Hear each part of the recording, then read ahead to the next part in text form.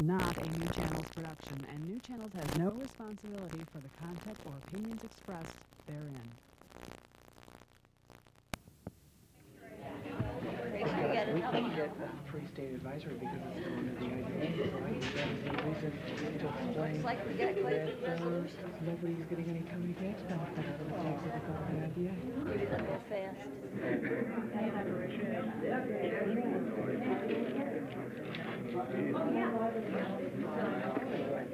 How many nights did you open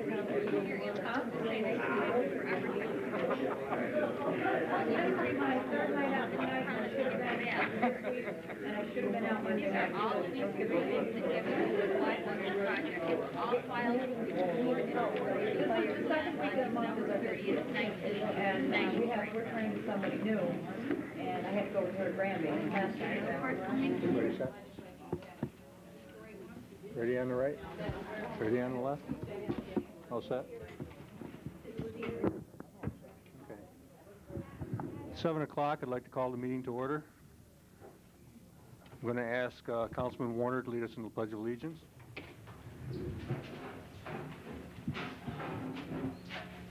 I pledge allegiance to the flag of the United States of America and to the republic for which it stands, one nation, under God, indivisible, with liberty and justice for all.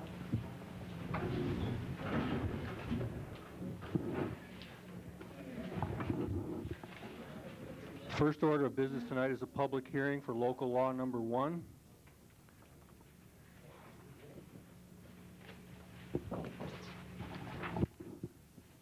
Local law number 1 deals with altering the residency requirement for appointed positions of the town of Volney. I'll read the local law. Section 1, appointed positions may be awarded to persons who do not meet residency requirements following the advertising of said positions in the official newspaper, formal interviews of applicants, and a majority approval by the town board.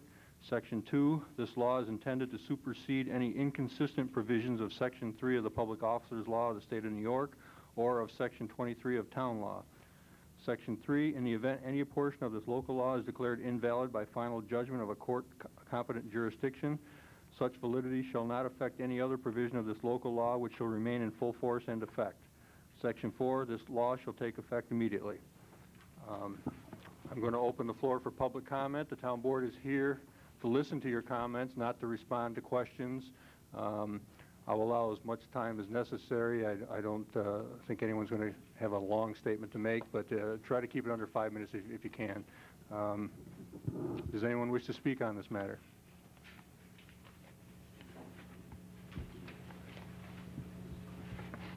Cindy. And, could you also state your address? I'm sorry, the clerk would need the addresses as well as names. It's 16 Old Maple Avenue, Fulton, and I'd like to say that I'm in favor of this. I think that in a small town the size of Volney, you may often have a hard time filling your positions with people in the community. I think the most important thing is that you get someone well qualified to do the job.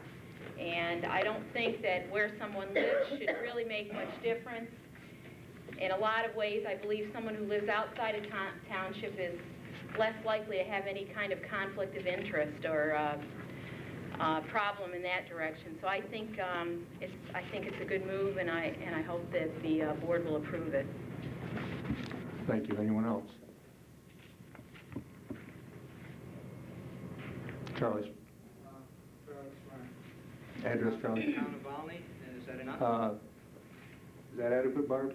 Do you need street addresses or just want the town or city? Yeah, probably the address would be Well, good. 36 Silk Road. Thank you. Mailing is Fulton, but I prefer to say Volney. Okay. As far as going outside the town, I agree that in many cases it may be necessary. I'm not sure that I agree completely on the fact that it would be better. I'm not sure that the conflict of interest in most cases would be as great a concern as someone with a residency in a town having a greater feeling for the town and being concerned with how the town develops.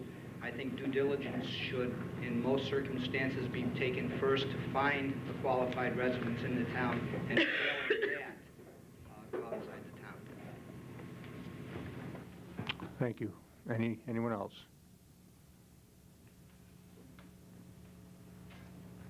No more comments? Okay. Hearing none, someone like to adjourn this public hearing? I'll make a motion for adjournment. Second. Okay. Barb, will you poll the council? Counselor Pierce? Aye. Counselor Ridgway? Aye. Counselor Smart? Aye. Counselor Warner? Aye. Supervisor Rose? Aye. Okay, our second public hearing tonight, number 2, is for local law number 2 for the year 1994 to approve a request by the City of Fulton and the County of Oswego to be included in the designation of an economic development zone and designation of the EDZ certifier. We have some people from the CDA that were supposed to be here to speak. I don't know if they're here yet. Is anyone here from the CDA? Okay. They may be here shortly. If they do, I'll allow them to speak if we're still conducting the hearing. One thing I failed to do in the first hearing is call a roll call. So I'm going to call this public hearing to order, and if you could poll the council, Barb? Or call the roll, I mean. Counselor Pierce? Here. Counselor Ridgway? Here. Counselor Smart? Here. Counselor Warner? Here. Supervisor Rose? Here. Does anyone care to comment on this local law number 2? Okay, well, what it is, we've been requested by the City of Fulton and the County of Oswego to participate in an EDZ designation application that they're seeking with the state of New York. I was hoping that the CDA would be here because they were going to explain this to everyone better than I can. But basically what it is, it's an incentive program for industry and I believe commercial businesses to set up in certain zones that will apply to as far as utility rate decreases, tax abatements, different incentives that they have in the package.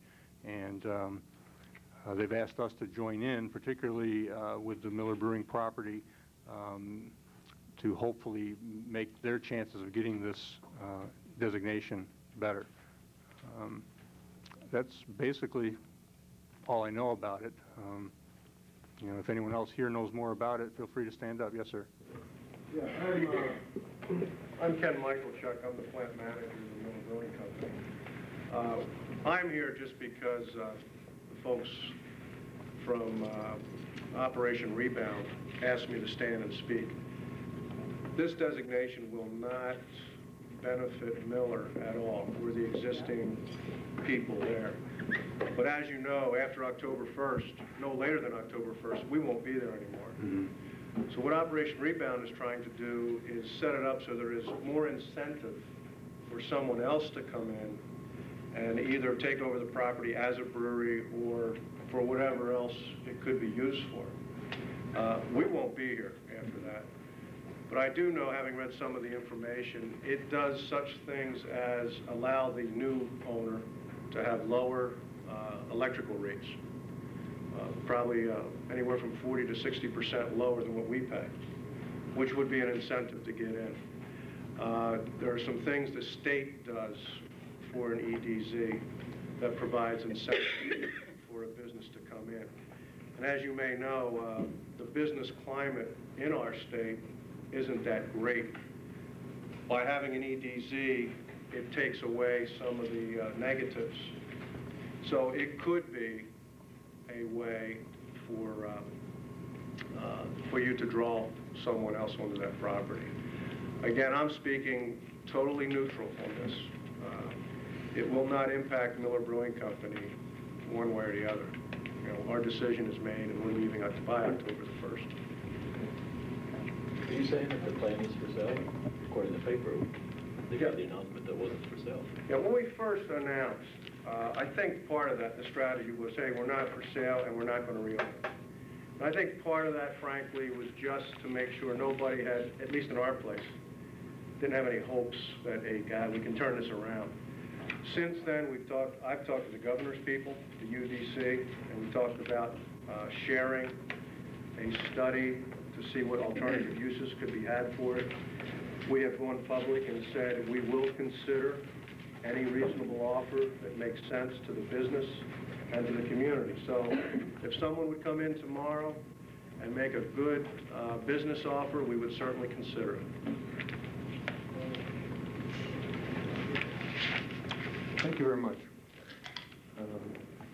Colleen? I have a public comment. Okay? For the public hearing. Public hearing? For the record, this is a public hearing, yes. Yeah, whatever. I'm Okay. sorry. I've been to too many meetings, so what can I say? Name and address, please. Oh, my name is Colleen Scott, and I live on Flood Drive in Volney, not Fulton. This evening I would like to address the town board on the issue of Volney becoming involved with the EDZ application. First, I would like to read you an excerpt from an article that was in the Post-Standard Saturday, January 29th, 1994. I didn't know Mr. Michael Chuck was going to be here, so... this is just a really short thing. It says, in a news release Thursday, Governor Mario Cuomo called on Miller Chairman John There you go, thank you. to help the state find another beer maker to take over the brewery. The governor's statement quoted the letter, here's that man's name again, saying to, how did you say it? McDonough. To McDonough, saying the state is already moving forward to find a buyer for the plant under the direction of Vincent T.C., Director of State Office of Economic Development. T.C. has already directed the State Urban Development Corporation to evaluate alternative uses for the plant. The UDC concluded that the plant should be occupied by another brewery because it is modern and well-equipped and because it would be the best way to get Miller workers back to work quickly. The UDC has since hired a beverage industry consultant to help find a buyer. And then it goes on to say that they're cooperating with the state, but the company has not decided what to do with the brewery. As you can see from this article, Governor Mario Cuomo's office is dealing directly with Miller Philip Morris through the State Urban Development Corporation. Also, the town board has called for an investigation of the Industrial Development Agency by the legislature and the State Attorney General's office. I feel very uncomfortable giving Oswego County Industrial Development Agency any more control over any more of Volney's land, because this application will be filed in cooperation with the Industrial Development Agency of Oswego County. My personal opinion is this is a maneuver by the Fulton Community Development Agency and the Industrial Development Agency of Oswego County to try to annex more of Volney's land into the city of Fulton. I have been told to separate the issues in my mind. Annexation and the EDC are two different things. But it's just another example of Fulton wanting Volney to help them again and us not getting anything in return. And I heard Mr. Michael Chuck speak on the radio, on the TV on Channel 36 today. And like he already stated that, you know, they're dealing with New York State with the governor's office. I can't see any sense in us having to sign on with this. I think everyone's doing everything in their power to help us. So I just don't think that it's a good thing. And I don't think we should become involved. Thank you. Thank you. I see some of the people from the CDA here, and I'd like to give them the floor before I take any more public comments so that they can explain the program to you. Jeff or Carol or whoever would like to have the floor now. What we've decided to do is that we'll answer any direct questions about the economic development. You see, you want to wait till after the people have their comments and then let them direct questions to you? Right. Okay. I saw one here first. Jean. Jean Conway, 29 Cricket Lane, Fulton. We've heard just a little bit about the benefits or the advantages, and I'd like to know if there are any disadvantages to something like this. That would be my question. You want to direct that to the people from the CDA? Or? we've heard a little bit about the In benefits. terms of disadvantages of an economic development zone designation, with respect We've heard some of the pros, I'd like to know some of the cons. I can't identify any identifiable disadvantages. I mean, the economic development zone program was designed to provide state incentives to attract industry and business to an area. There's no negatives associated with it. There's no, there's no additional, I guess I don't know, I can't identify anything that would be, could be determined as a negative feature of an economic development designation. It's also designed to help enhance bringing in new dollars meaning state dollars and or federal dollars, because you can use it. I guess maybe more I'm interested in knowing, this sounds like it's going to be a cooperative effort between the city of Fulton, the county of Oswego, and they're asking the town of Volney to join in. Yes. And you know, well, what kind of cooperative effort does that mean? Is that going to be split 3 ways? Is that going to be, you know, how are we all going to work together on this? I guess I just don't understand. Well, they're making a decision. Yeah, maybe that's why more. Well, there's a, as part of the local law, there's a zone board that will be, which is part of the local law. It's a certain designation. There'll be 10 people on an economic development zone board, which will be the advisory group for the economic development zone activity in terms of reviewing the economic development zone budget and reviewing programs and reviewing economic development zone initiatives that may be or could be local initiatives, if they are any local initiatives factored into the program. There's a fact sheet, in fact, we can pass out, and I've listed.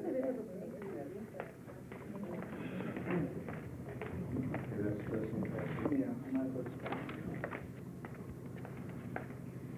I'm sorry, I didn't mean. Identified by name, they're identified by title. Well, they must have a name. Well, from the standpoint, title is if there's a change of administration. If you're hypothetically a town supervisor or a mayor, that could change during the life of the zone. Okay, I'm exercising a little legislative license here to allow this public hearing to be conducted as a question and answer, because normally that's not the way you conduct a public hearing.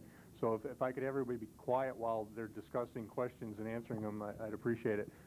Barb, did you get the name of the last speaker there? Okay, that's Mike Treadwell from the Industrial Development Agency that just answered the question. One question, Howard. Do we have anything so the board could have a copy of what he just passed out, or do we already have I thought we had a copy of that. Didn't you? I don't know. That's why I didn't know. Well, no, and now I've got. Save a copy and I'll make one for everybody then, if you have an extra one there. Okay. You might want to identify the name. Okay, who we had here from CDA? Okay. Could you all stand up, Carol, maybe, and then I'll just identify everybody. That way Barb won't have to keep asking. Okay, Carol Rutledge is from the Community Development Agency.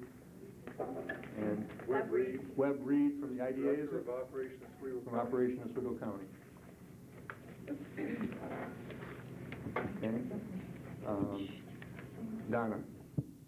Donna Kessner, County Road 45, Volney. I have a question that is this just, I just kind of glanced at this, and I guess it's not just for Miller, it's for the other properties, but is there anything besides just incentives to come?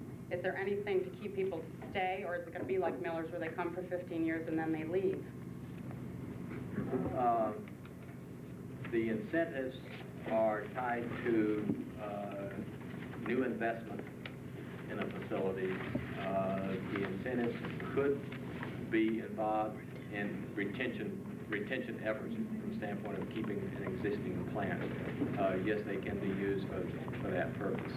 The way they're defined by state statute, the company has to meet certain aspects of qualifying for the incentives based upon state law.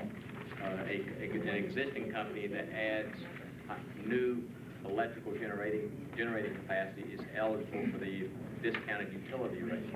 An existing company that invests in new machinery and equipment is eligible for the state investment tax credit. An existing company that hires new employees is eligible for the state wage credits. So it can be used by existing firms to expand and/or new firms coming to the area. Are there time limits put on the The company? zone is like 10 you years. Stay for, is that what it is? The life of the zone is for 10 years. The investment tax credit benefits can be up to 4 years that you can derive, that a company can derive investment tax credit benefits based upon an investment the company makes in production equipment or in terms of a new building or an expansion of an existing building.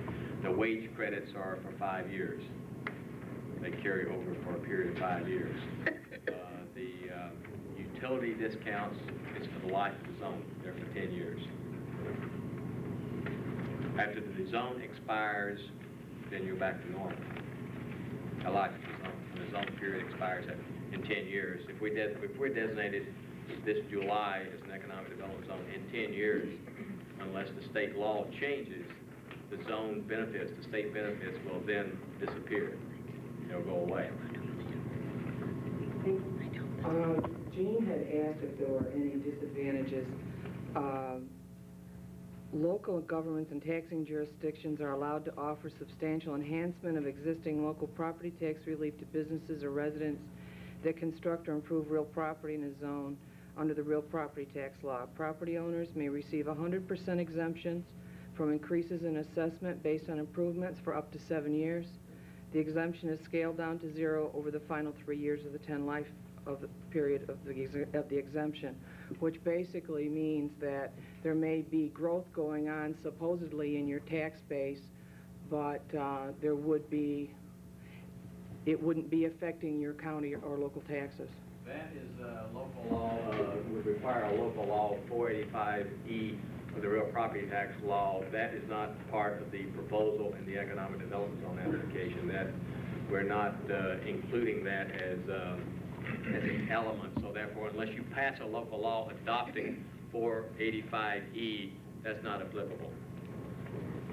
The town of Volney would have to pass that law in order for it. For just Volney or for the county taxes also?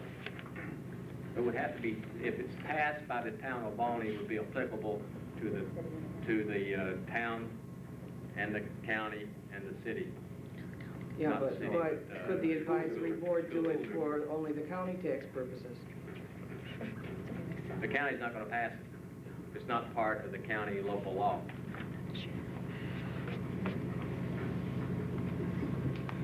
Alan? My name's Alan Kestner. I live in County Route 45 in Volney. I'm curious about the historical perspective here. Is this something that just sprung up recently, or is this something that's been around for a long time and Fulton is just now signing up on it, or what's the situation with this? The state passed the Economic Development Zone law back in 1986. In 1986, there was a round in which any municipality could make application that was eligible. And based upon certain socioeconomic characteristics of certain census tracts, that is what made a community eligible. In Oswego County, countywide, there was only 2 communities eligible for an economic development zone. The city of Oswego, the city of Fulton. That was true back in 1986. In 1986, I don't recall whether the city made application. They did not make application in 86. Actually, I guess it was 87 when the first round of applications really went in. The city of Oswego did in conjunction with the county. It was not approved in the first round because they only designated 10 economic development zones statewide. Then in 1988, the state law permitted 9 more zones to be designated. And Oswego was approved in 1988. I think Fulton was an applicant in 1988, is that correct? Fulton was an applicant in 1988 and did not receive approval in 1988. Then the state statute required a period in which there was no new zones designated. They reviewed the Economic Development Zone program and analyzed the program in terms of its benefit and to whether to continue the zone program or not to continue the zone program. They continued the zone program after analysis of its impact on the local communities that were involved in it. And this year, 1994, is the third round, and they're going to designate 15 additional zones statewide. So we're competing with probably 65 to 100 other communities statewide on trying to get an economic development zone designation. It kind of mirrors the enterprise zone program that the federal government has been. So, City of Oswego's been in this for a while? Since 1988. Can you right off the top of your head list some advantages that the City of Oswego has derived from this? The investment in the economic development zone in the City of Oswego since 1988 has been approximately $100 million, representing probably about 400 to 500 jobs. Some of the projects that were assisted in terms of getting state benefits in the economic development zone in Oswego has been Hammermill Paper. They actually closed down, and they had about 3 or 4 month layoff. They were able to obtain the economic development zone energy rate, which helped that plant get back up and operating and making it competitive again. Hammermill, Indec Energy, Industrial Precision has been involved in some expansion. They're an EDZ business. The hotel, the Captain's Quarters Hotel was an EDZ project that was assisted by obtaining the EDZ benefits from Niagara Mohawk's discounted utility rates for that hotel project. Pfizer Chemical or Pfizer Mineral, located in Oswego. Besides the reduced electrical rates, what are the other tangible things? What's coming from Investment tax credit. The manufacturing company gets, in the first year that they invest in production equipment or in buildings, they get a 10% investment tax credit. State or federal or both? Just state. This is a state program. The second year, they can get a 3% investment tax credit on the original investment. Third year, they get another 3%. Fourth year, they get another 3%. So they get up to a 19% investment tax credit. Again, this is state tax credit. If it's a new company, if it's a company that's less than 5 years old, the company can get 50% of that back in cash, which they can use toward working capital. Wage credits. A company can get anywhere from $750 to $1,500 per new employee that they hire during their business activity in the economic development zone. That wage credit can go for a period of 5 years for each new employee. If you hire 10 people the first year, they can either qualify for $750 or $1,500, depending upon the employee. If they meet certain requirements like JTPA eligible, you can get $1,500. If they don't meet those certain socioeconomic requirements, you get $750 per employee, and that's good for 5 consecutive years. And this is some sort of credit to the companies from the state against their state franchise tax, or if it's not a corporation, then it can be applied toward the personal income tax of the business owner and operator. Shirley? I have 2 questions. Name and address, please. Shirley Bench, County Route 6, Volney. The first question is, why are we being asked to join into this now when we weren't asked to join into it in previous years by the county or the city? Well, from the standpoint of the county wasn't involved in any Fulton economic development zone application in the past. We felt with the Miller situation and the need to do everything we can to try to attract more business and more jobs to the area, and given the fact that the joint initiative in the city of Oswego was and has been successful, it's one of the most successful economic development zone programs in the state, that we felt the marriage between the Community Development Agency and the county's economic development arm would help enhance fulfilling what we would want to do in terms of an economic development program, in terms of attracting more jobs, and hopefully to mitigate the impact of the Miller closing over the next few years. Is there any reason why Volney couldn't file separately for the same benefits through New York State? Law. It's against the law? Yeah. New York State law? Yes. Why is For our municipality? You're not eligible. No, I'm asking.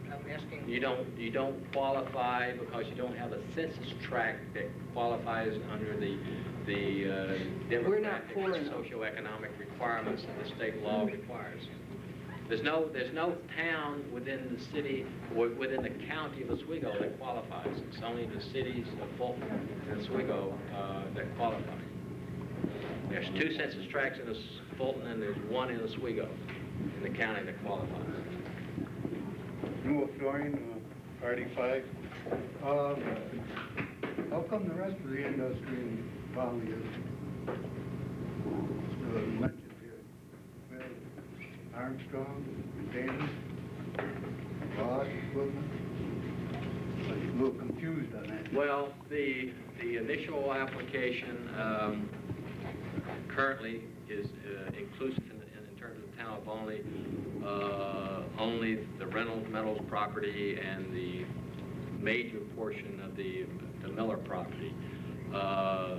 The intent with the initial application is to designate about 20 to 25% of the total acreage. By state law, you can only have 1,280 acres in an economic development zone. The intent is to submit an application with a reserve whereby if a company at some future date needed to expand or has an expansion plan on their drawing boards, then there would be potential to modify the boundaries to include that plan. What percentage seems to be off here somewhere? Well, when we drew the boundaries, we worked closely with Councilman Ridgway and Councilman Pierce, who were designated by the supervisor to help us draw the boundaries, and they, at that time, determined that they would like to have Miller and the camp plant included at this time, and maybe we could use some reserve in the future if they decided that maybe Armstrong or someone else looked like they were expanding, and we could stretch. Who's get that? Christine? Christine Rose, 5 Rose Lane in Fulton. We've heard what the benefits to the corporations are. I'd like to know what the benefits to taxpayers would be.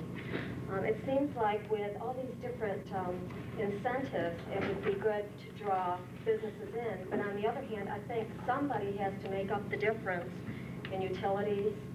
And we aren't always guaranteed that the taxpayers in the town where the designation is are going to be hired by the industry that's coming in. So I'd like to know what the benefits to the taxpayers would be.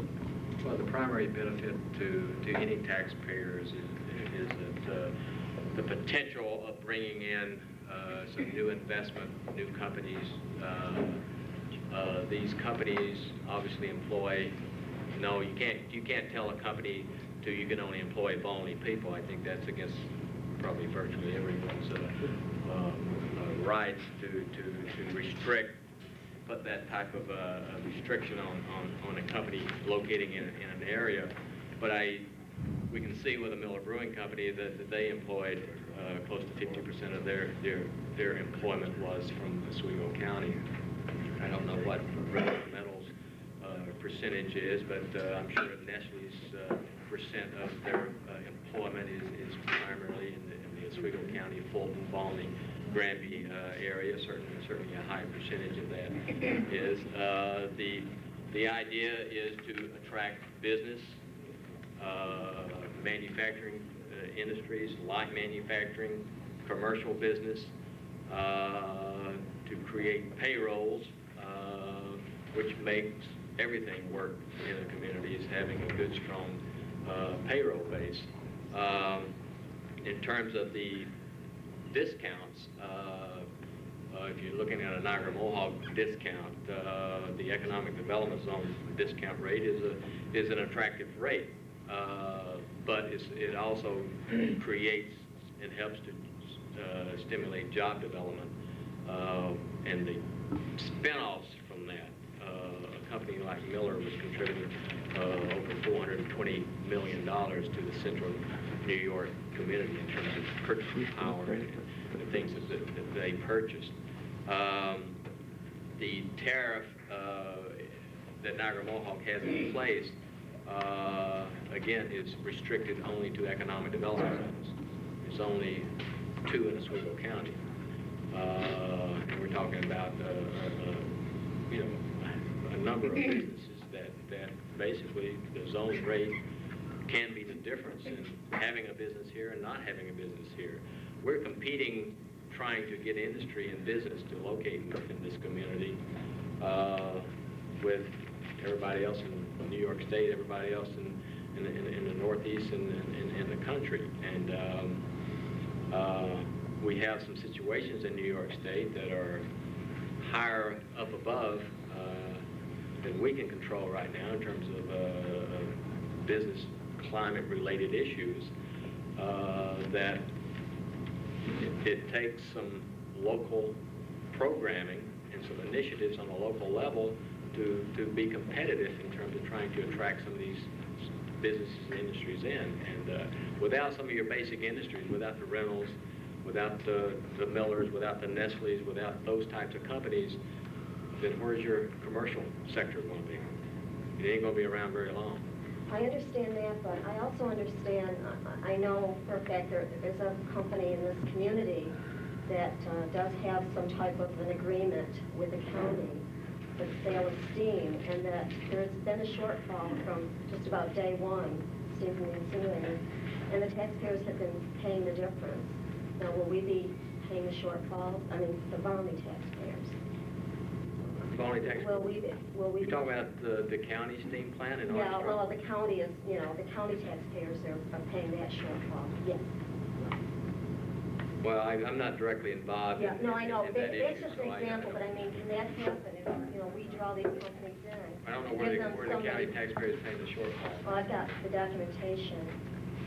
So the county has a contractual arrangement with Right, Armstrong. but it costs, well, what I'm saying is it costs more to produce the steam than Armstrong actually is paying for. So we are making up the difference. Can that happen? That's my knowledge. I thought it was tied to the cost of a certain fuel. I thought it was. Oh, well, because the fuel at the time drastically dropped, it costs more to produce the steam than yeah, but on the other side of the fence, you got to look at the standpoint that that's also helping to keep Armstrong here and in business, and they're paying significant payrolls. They're contributing significantly to the community in terms of its economic impact. How many businesses in the city of Fulton or in the town of Volney would be at risk if Armstrong wasn't here? Same way with Miller not here. There could be a number of businesses at risk, and the purpose of the economic development zone is trying to stimulate that basic economic development growth for basic industries where other commercial sectors will stabilize and to expand as well. Colleen? My name's Colleen Scott. I live on Flood Road in Volney. Mr. Treadwell, this is a question for you. I'd like to know, understand the history of what's going on right now.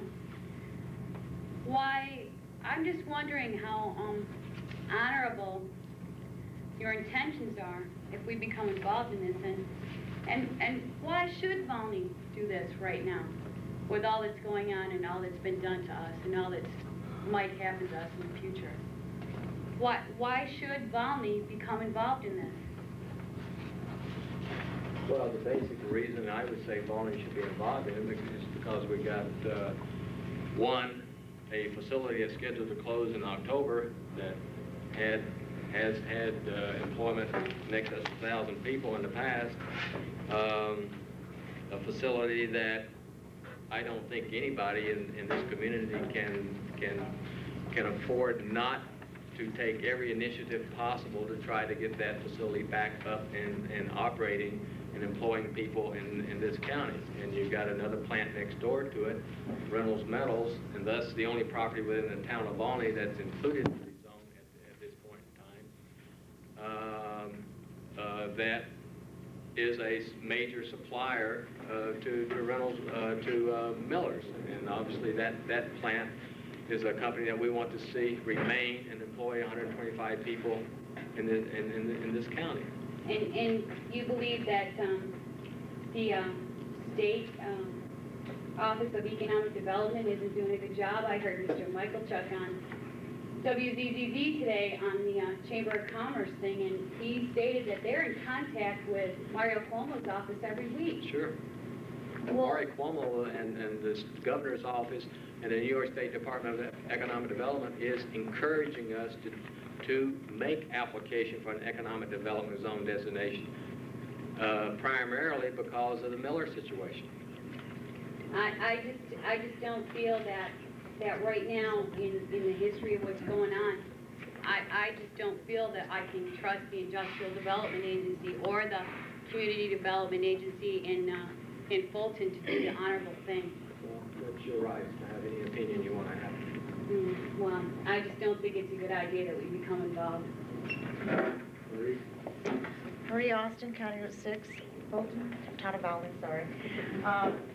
You have a proposed economic development zone board, and you've got titles, but do you have names that are associated with those titles at this point? Do you have a board of directors now? No, and if you note in your fact sheet that there are asterisks next to 6 of the 10, I believe, and they will be appointed by a consensus of the Volney Town Supervisor, the Mayor of Fulton, and the Chairman of the Oswego County Legislature.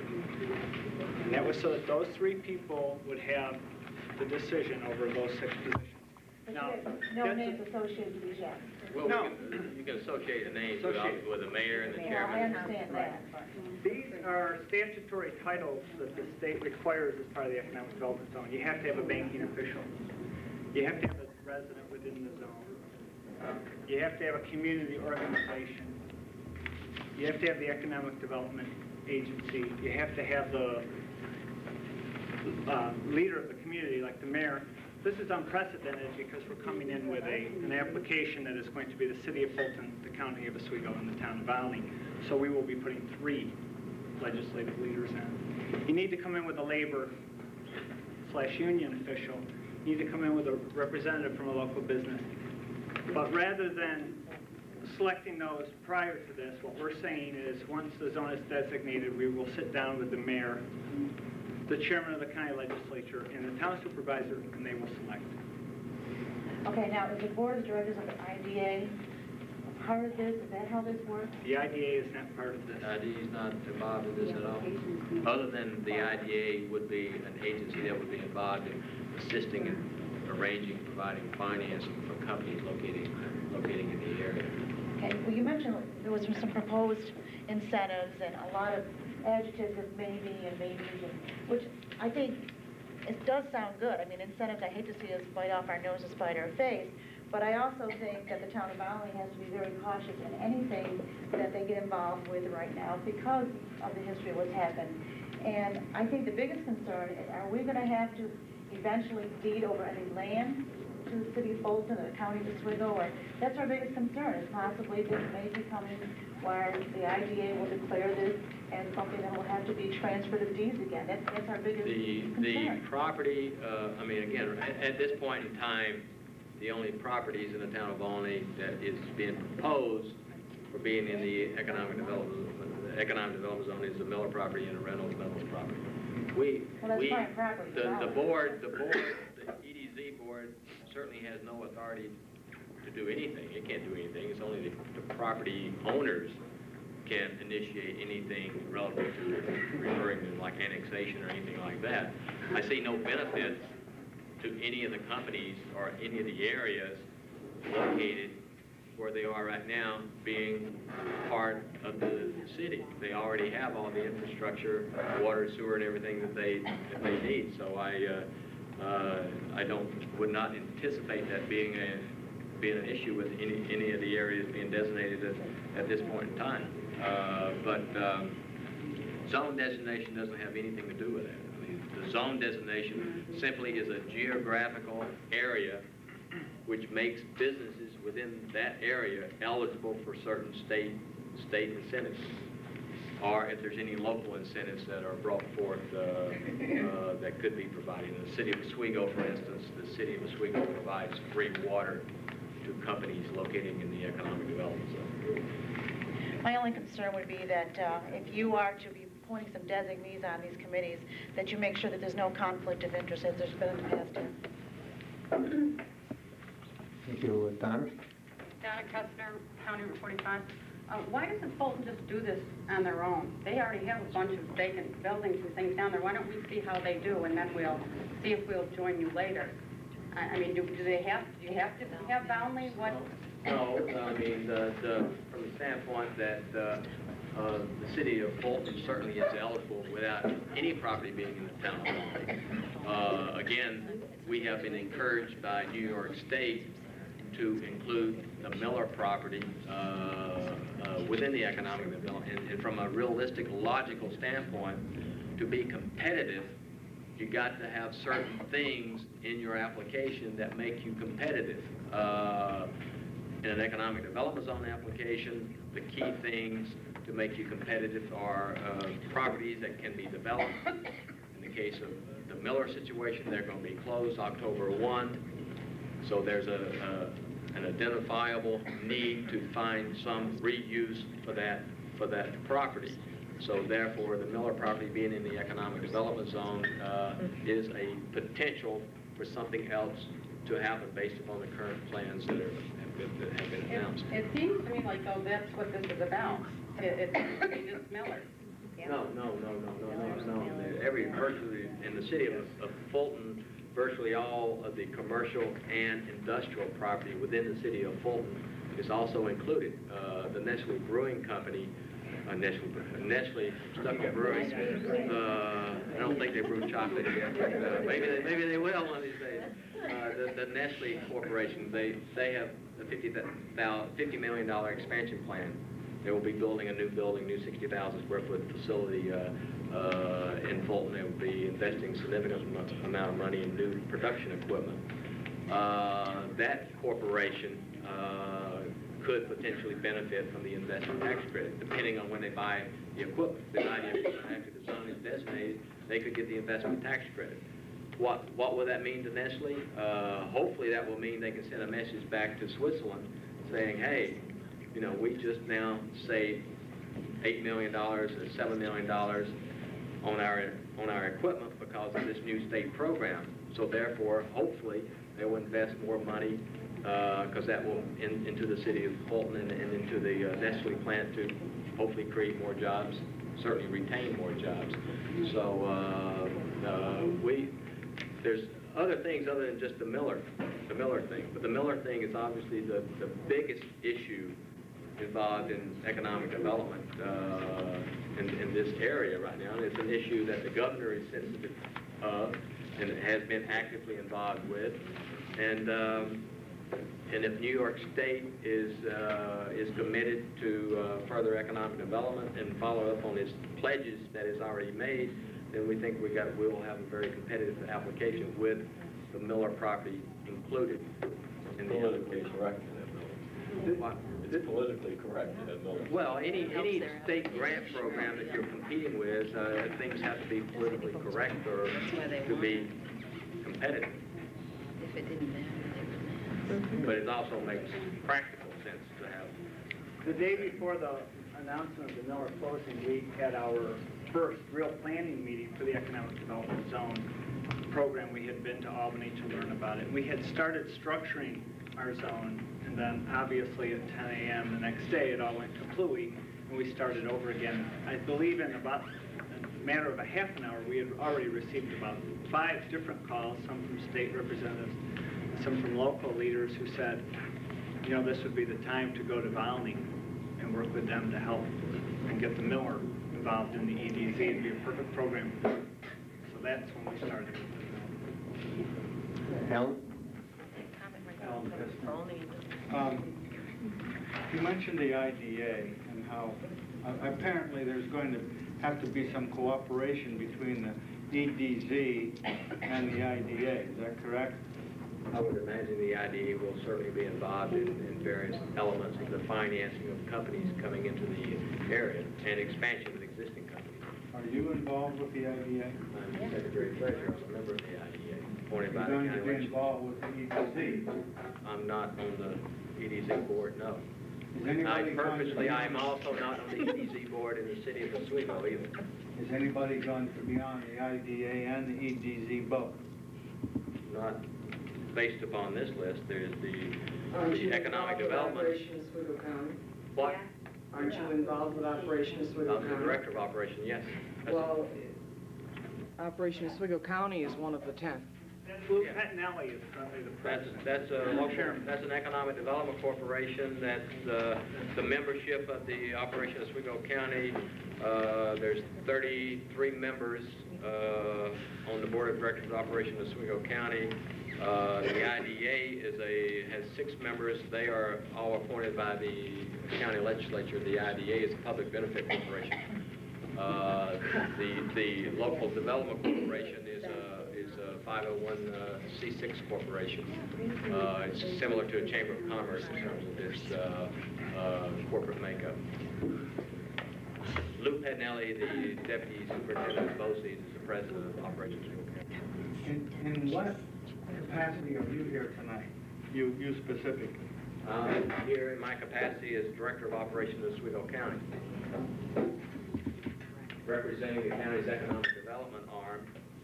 We're the designated economic development agency of Oswego County, and we're representing the county because Operation Oswego County is not the applicant or the co-applicant. It will be the county of Oswego.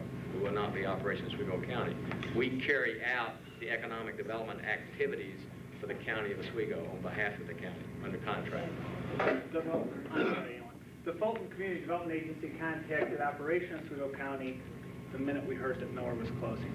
We wouldn't be able to get involved really with anything in Volney without some assistance from the county. We're a city community development agency. The Operation Oswego County has so much expertise that they can offer us. We approached them, they did not approach us. I understand. I understand that there is a need for expertise. What I'm questioning is, I guess, is there seems to be a lot of power concentrated in you, for instance, and in people like you. An awful lot. You don't seem to believe that, apparently, from your expression. But it would seem to me that the IDA and the EDZ and the Oswego County Opportunities are going to wield a lot of power. Wait a minute. Oswego County Operations is a completely different organization. I'm sorry. Whatever the other. You have 3 hats. You have 2 tonight. You may have a 3rd one. I don't know. I just... He's also on the NBI. Yep.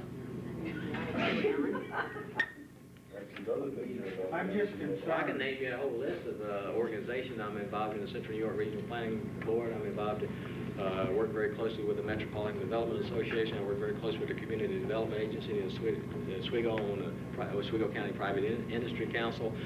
I'm on the Governor's Regional Economic Development Council. I've probably got about 18, 19, 20 organizations that I'm involved in that are related to economic development. If you don't get involved in these other related agencies, then you can't carry out your task and fulfill the duties that you're being paid to do. My duty right now with the County of Oswego is to carry out economic development activities within the County of Oswego. In this case, working jointly with the City of Fulton and hopefully with the Town of Volney will help economic development initiatives and create jobs in the community. That's my task. That's what I'm involved with. And because I'm involved in multiple agencies, sometimes I wished I didn't have 18, 19 hats I have to wear. It's probably been a lot easier to go home and get a few extra hours to sleep at night. But I wear those hats. And as long as I am asked to wear those hats by the county government in terms of working with different agencies and participating on those boards, the Oswego County Child Care Council, I'm on that because we look at child care as being a support industry for business development. We get there's a lot of things in terms of wheeling power. Our job basically is trying to secure financing for companies. We work with banks, we work with state agencies, we work with federal agencies, we work with local agencies, we work with regional agencies, trying to secure financing. And our other primary task is a marketing initiative, trying to market the county to business, to try to bring jobs to the area, to develop a good image for Oswego County for business and to retain industry in Oswego County. And the other element is trying to develop infrastructure that will enhance development. That's in the formation of trying to create incubators, trying to create industrial parks, those programs. Yeah, we're involved in all those types of programs. And to those of us who live in Volney, you're also intimately involved in the annexation procedures. I know you don't believe that. I know that you don't believe that, and I see all these disclaimers in the paper, but it seems to me that, well... You know that the Industrial Development Agency has taken no action whatsoever relative to annexation.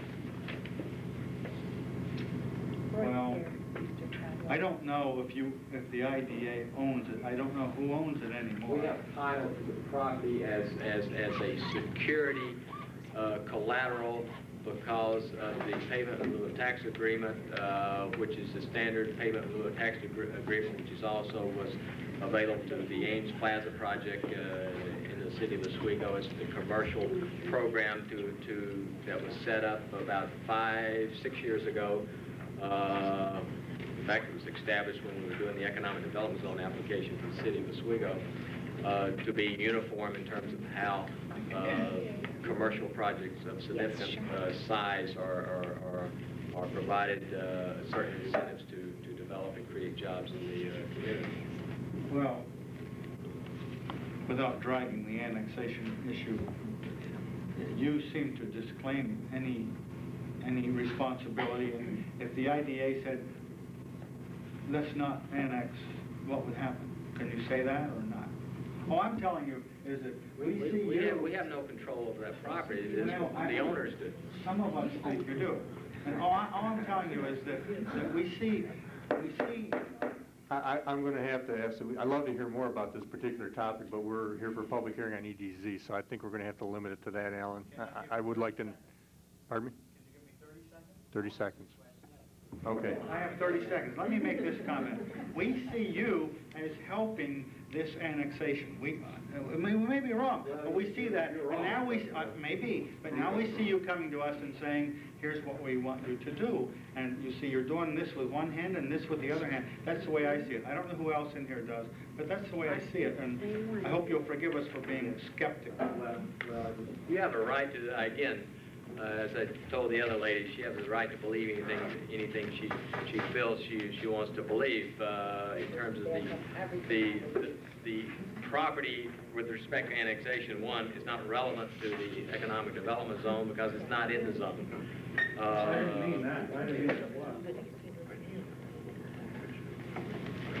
Any other questions or comments, Charlie? Charlie Smart, Silk Road, Town of Volney.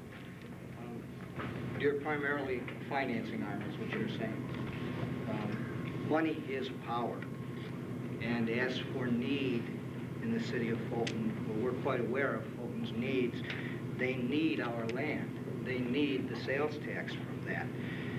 I, in the past, was very willing to cooperate with the city of Fulton. I was very willing to have our town government sign any grant application necessary in order to provide money for the city of Fulton. But that was before the city of Fulton decided that they should take hunks of Volney. You say you hold title to the property, and it's not uncommon that that's done in various situations, Ames and so forth. Those properties are not subjects of annexation battles. It doesn't matter that you hold title to any of those properties. The lease agreements with Wide Orders, Pierce Drive Associates, and Penn Traffic, which is PNC, hold a cooperation clause. They say the agency, which is the IDA, agrees upon written request of an authorized representative of the company and subject to the provisions of the Act to use its best efforts to execute such additional instruments as are deemed necessary by the company to effectuate its rights under this lease agreement, and in connection with a petition for annexation of the project from the town of Volney, New York, into the city of Fulton, New York. You have a cooperation agreement in the IDA lease that you will assist them to annex our property.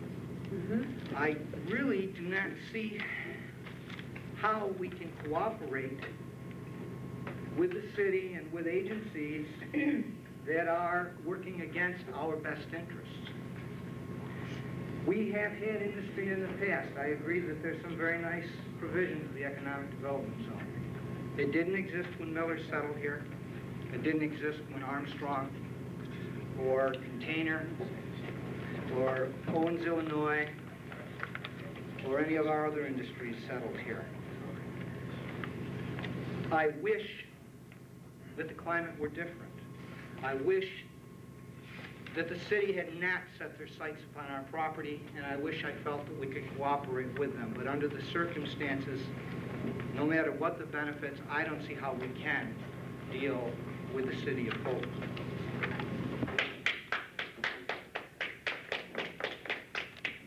Any other questions or comments? Cindy. Yes, Cindy Tolbert, 16 Old Maple Ave. Is Niagara Mohawk required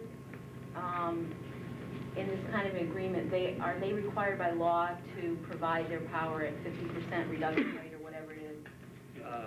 For companies that are certified within the zone. Within the zone. A company has to apply to Niagara Mohawk subsequent to receiving their EDZ certification as a certified business, and the only way you get to be certified as an EDZ business is a plan commitment for investment and job creation within the zone. Yes, but isn't it true that Niagara Mohawk has already applied for, I'm not sure if they have received, the right to grant reductions to industry even if people are not in a zone? They have applied and they have been approved for what is called the SC10 rate, which is a rate which Niagara Mohawk can negotiate with a company, a rate which is relevant to a company that has an option of using cogeneration. They can negotiate a rate that would be compatible with what the company would be paying if there was cogeneration established at their plant. But no, Niagara Mohawk can't go one-on-one with any and all companies and negotiate a rate unique to them. They are subject to the PSC and the tariffs under the PSC, which SC10 is a tariff. So if companies qualify in the EDZ, they can and will receive a cut rate from Niagara Mohawk, which let me qualify that a little bit. They get a cut rate based upon if they're investing, creating jobs, and expanding within the zone and requiring new power. If a company is sitting there and has been operating for 10 years, 15 years, or whatever, and they become located within the zone, they don't automatically switch over to a discounted rate. They have to justify and do something in order to be able to do that. Okay, I understand that. The bottom line is that you and I pay the rate. You and I will pay for that. All of us will pay for that because we pay Niagara Mohawk's rate. The PSC may regulate them, but the PSC has never not given them a rate increase if they need it. My feeling is that the town board would be foolish not to go along with this agreement because it probably will help Volney. Unfortunately, the reality is we're all being held hostage by our governments and businesses, and we don't really have much choice. Well, the companies have to stay competitive from the standpoint of being able to compete with other companies across the country and in the world at large. Energy rates in New York State are high, no question about it. I worked in South Carolina for a number of years, and I know what they are down there, and I know what they are in North Carolina. You know, it's a situation we have to face, but the fact is, if you don't have the companies here, if the companies aren't competitive, then you don't have any payrolls here. Then everybody's on the street. We're damned if we do and damned if we don't. Any further comments? Does the CDA have any other comments they'd like to make?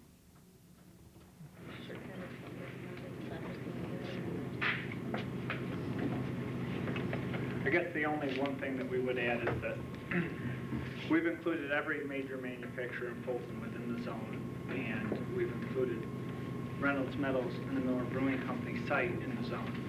And at the encouragement of the manufacturers in the area, and we've received letters of support from all of those industries, and we've received a letter today from Reynolds Metals.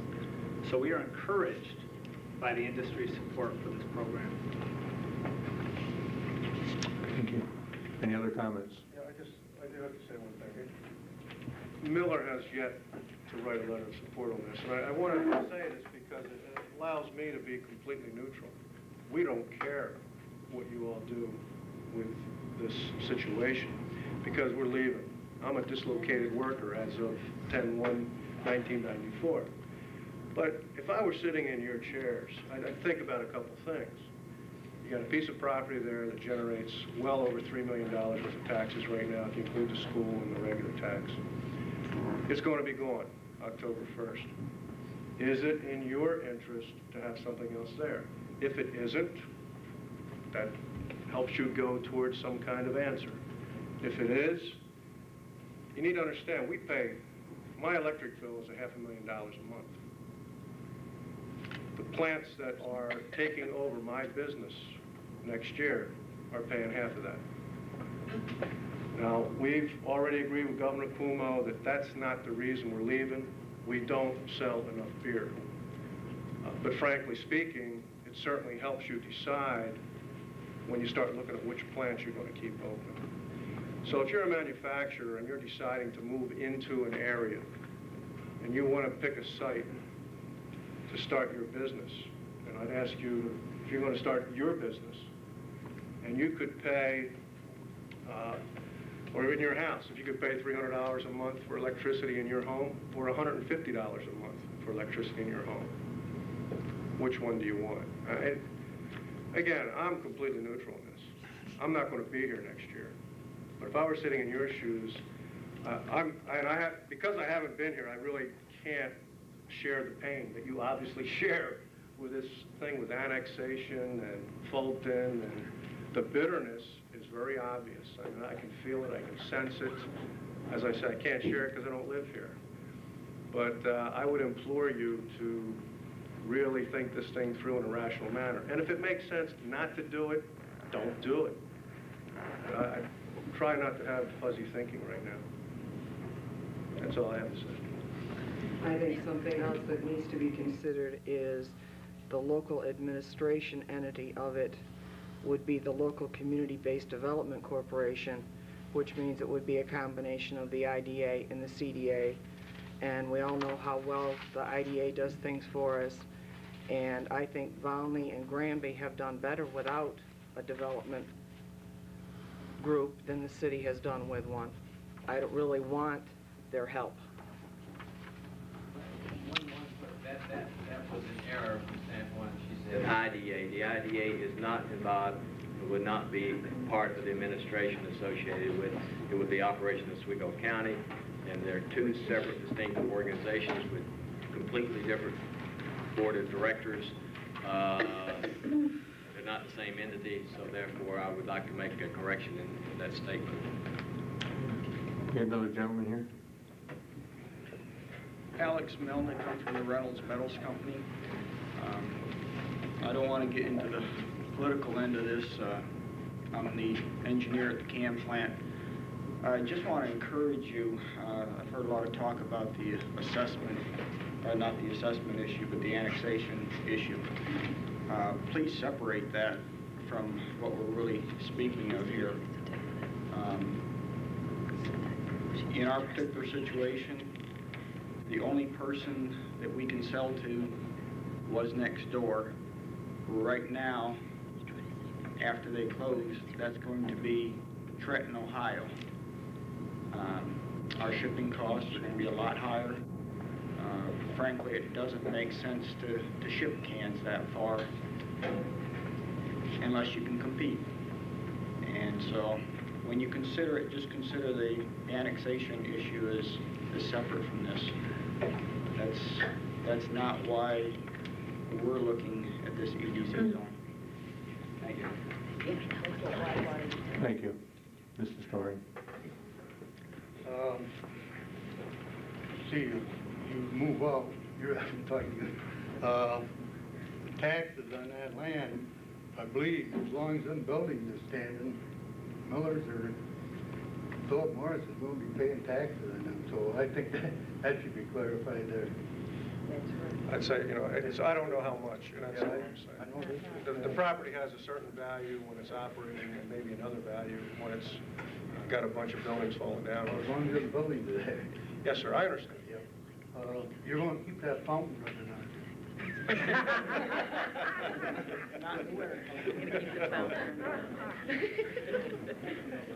Mark. Name and address, please. Mark Osmond, 20 Old Maple Ave. Seems like it's a damned if we do and damned if we don't situation. Obviously, we'll have some tax revenue coming in from the buildings, but certainly not the amount that we're enjoying now. I'm wondering, another question popped into my mind because we keep referring back to the annexation, is if we do not join this zone, whether that would encourage future annexation to get the Miller's property into this zone if we don't participate in this zone. I mean, the possibilities are endless. It's just a sad situation that we're facing here. Those are my only comments. Thank you. Anyone else? Move to adjourn the public hearing? I just saw one question. I'm sorry, I'll withdraw the Just a little comic relief. What about a prenuptial agreement? What about a gentleman's handshake to drop the annexation? Here your influence. And then we'll sign on the dotted line. Go along with the EDC. We have a motion to adjourn. Now move to adjourn the public hearing. Is there a second? I'll second it. Poll to council, Barb. Counselor Pierce? Aye. Counselor Ridgway? Aye. Counselor Smart? Aye. Counselor Warner? Aye. Supervisor Rose? Aye. Can we take a 5-minute break? Yeah, I'm going to call a 5-minute recess here between the public hearing and the regular town board meeting. So I'm going to take a quick break.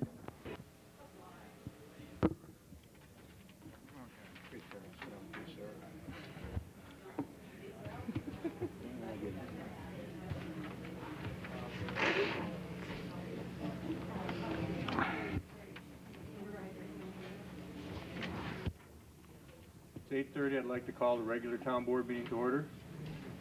Barb, let the record show that the same members of the council are present. Who turned it on? Sorry. I will repeat that. I'd like to call the meeting to order. It's 8:30. Barb, let the record show that the same members of the council are present. First order of business is the minutes of the January 13th meetings, the January 18th, the January 26th, and the February 2nd meeting. The board has asked me to postpone approving those minutes until the next meeting because we've had so much going on in the last few weeks, we really haven't had time to review them properly. So I'm going to, I'll make a motion to postpone these minutes till the next meeting. I'll second it. Barb, you poll the council? Counselor Pierce? Aye. Counselor Ridgway? Aye. Counselor Smart? Aye.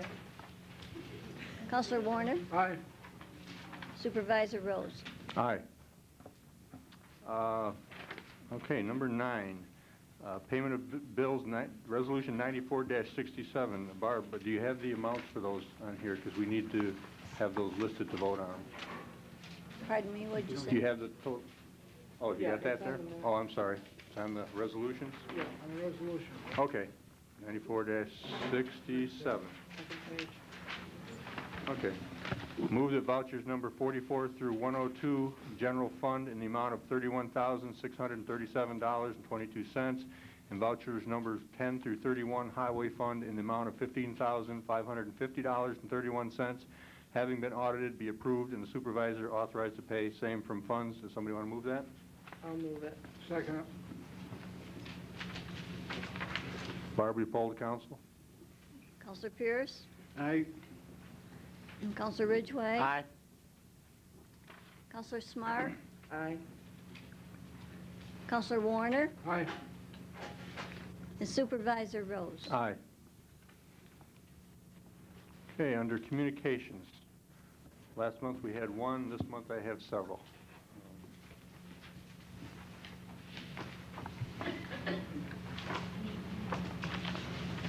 First correspondence is between myself and the New York State Commission of Investigations. Is written from a meeting that we had a week or so ago. I can't remember the exact date, but it was a special meeting called to look into the situation with the IDA and Bruce Clark's involvement in the property that's being annexed.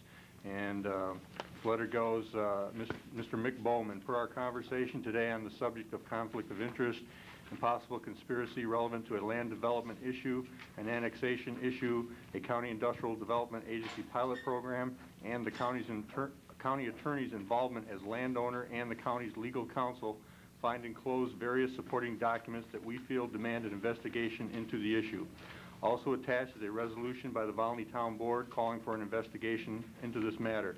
If further information is needed to pursue this, I can be reached at either the Volney Town Hall or my personal business phone number. Your prompt attention to this matter will be greatly appreciated. Thank you.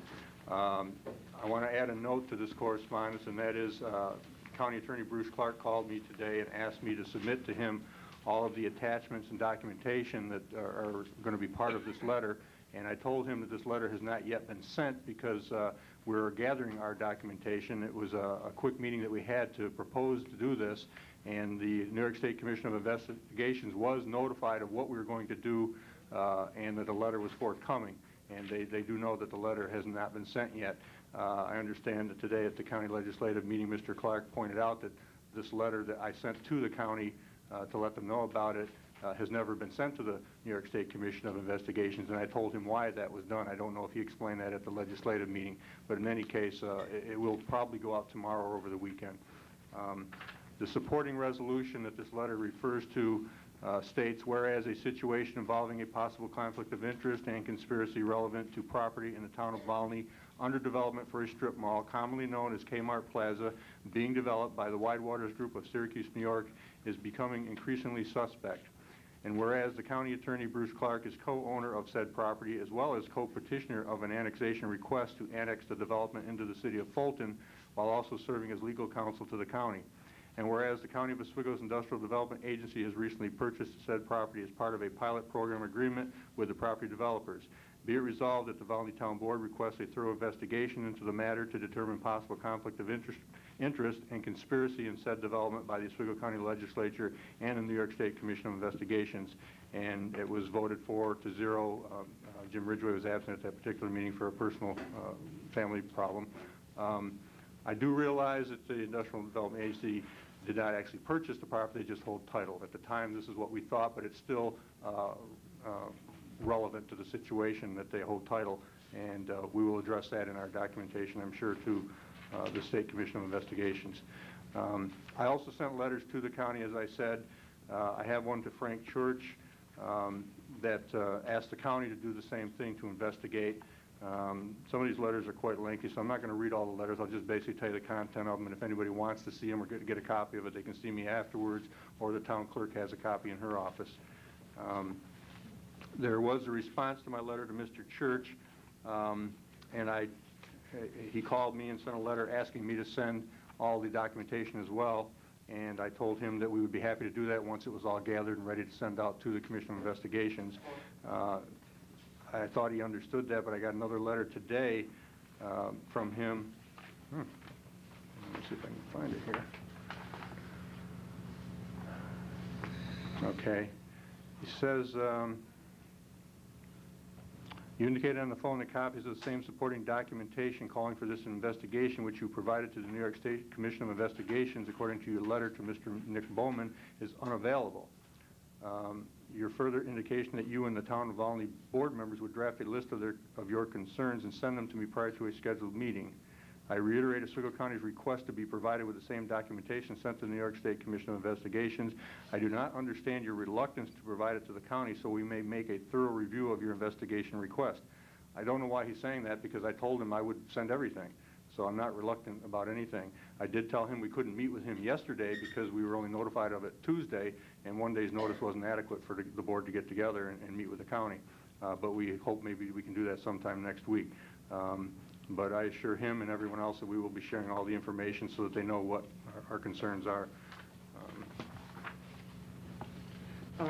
Related to that, part of what we will be sending, and I had sent this previously to the Attorney General. I'm also sending it to the Commissioner of Investigations. Dear Sir, I believe that there are enough questionable circumstances to warrant investigation of possible conflict of interest by Oswego County Attorney Bruce Clark.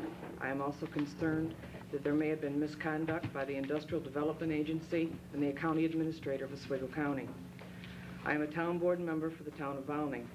We have a River Glen Square Mall going into our town. The land that this is on is property that, until its transfer to Widewaters at the end of 1993, belonged to Larry Rowley, Sue Rowley, and County Attorney Bruce Clark.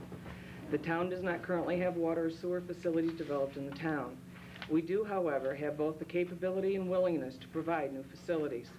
The City of Fulton is our neighbor, and it has already developed water and sewer facilities. However, there is doubt as to their available capacity.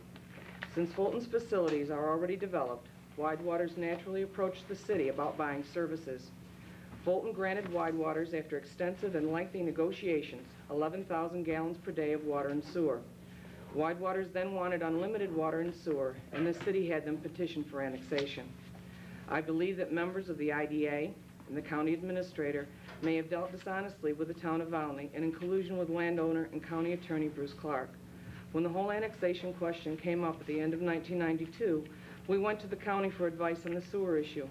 We were sure how we could provide water since a Metropolitan Water Board line runs through the town 1,000 feet from the mall site. We had checked with the Metropolitan Water Board and knew they would provide for us all the capacity required. Since we had never provided sewer service before, we weren't really sure what it would entail for the town to provide the service independently from the city. We were told by our county legislator, Bill Buck, that the county was better equipped to handle this than the town. He said he had talked to Michael Treadwell of the IDA about our sewer problem. We were told not to worry about looking into sewer ourselves, since we had never done it and did not have a town engineer. We were told Michael Treadwell's office would come up with a solution from Volney to be able to provide the service without dealing with the city. So we waited and were sure the county would step in when they were needed. They did not want to give us what the option was ahead of time, but if negotiations broke down with the city, they would step in with this secret plan. 3 months later, when the negotiations with Fulton broke down, we said, okay, what's the solution? We were told that the county administrator's office had received legal advice that they couldn't help us. We were told that the county was neutral in this. However, when I told our lawyer what the county said about it not being legal to help us, he thought it was very funny. Why did they wait 3 months to give us the county legal opinion? If they had told us immediately that they couldn't help, we could have contacted an engineering firm and given the developer the option of a town-owned and maintained sewage package system. Instead, they use up our time available and then give us no options, so the developer feels they can't deal with us and have to deal with the city. All along, Widewaters kept telling the town that they need the commitment for water and sewer for their bankers. They need to add stores for the terms of their loan with their bankers, so they need more water and sewer. They need to have the drilling rights because of their banker. Now we find that the bankers are the IDA of Oswego County since 1992, the same neutral fellows that couldn't help Volney and misled us so we didn't help ourselves. In fact, they are not only the bankers, but they are also acquiring title to the property and leasing it back to Widewaters. January 26, 1993, the county set up a meeting with the town and the developer to discuss the annexation proposal. At this meeting, Arthur Osbelt tried to reassure Volney that if we went along with this, it would be the last time it would be possible.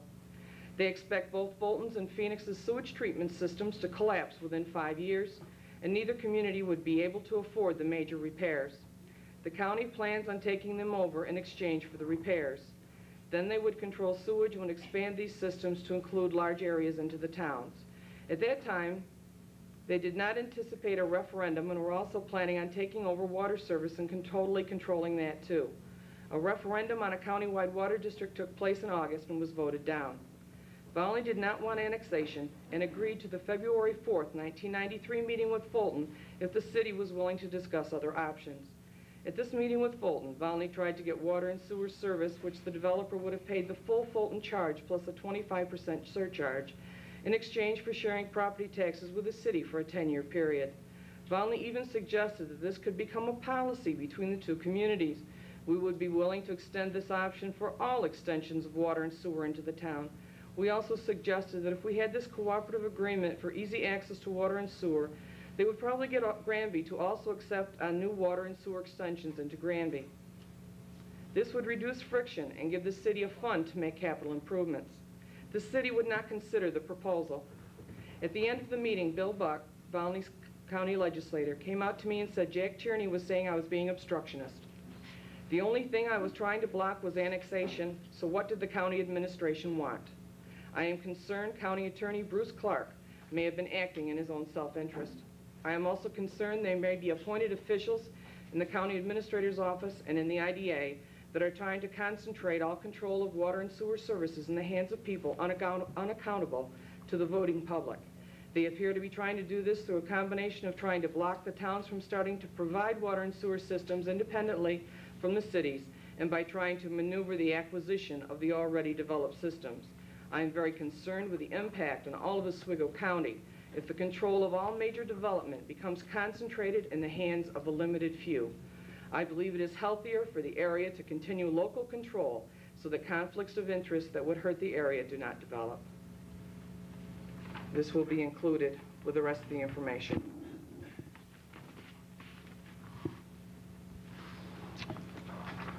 The other correspondence that I have, first of all, I wrote a letter to the Labor Department Community Service Center in Oswego, New York, to Mr. Gary Elser. And the reason for this letter was prompted by the fact that we have people applying for unemployment benefits who were in appointed positions last year. I'll read that letter. I have been in touch with your office for the past few weeks concerning a request from a former appointed town official for unemployment benefits. My conversations have been with a Mr. James Nellis, who has been very helpful in explaining your department's role in these benefits and the rules that apply. While we have always budgeted for and met our obligations to our highway department employees relating to unemployment benefits, to my knowledge, no one has ever applied for and monies have never been budgeted for appointed officials to receive same.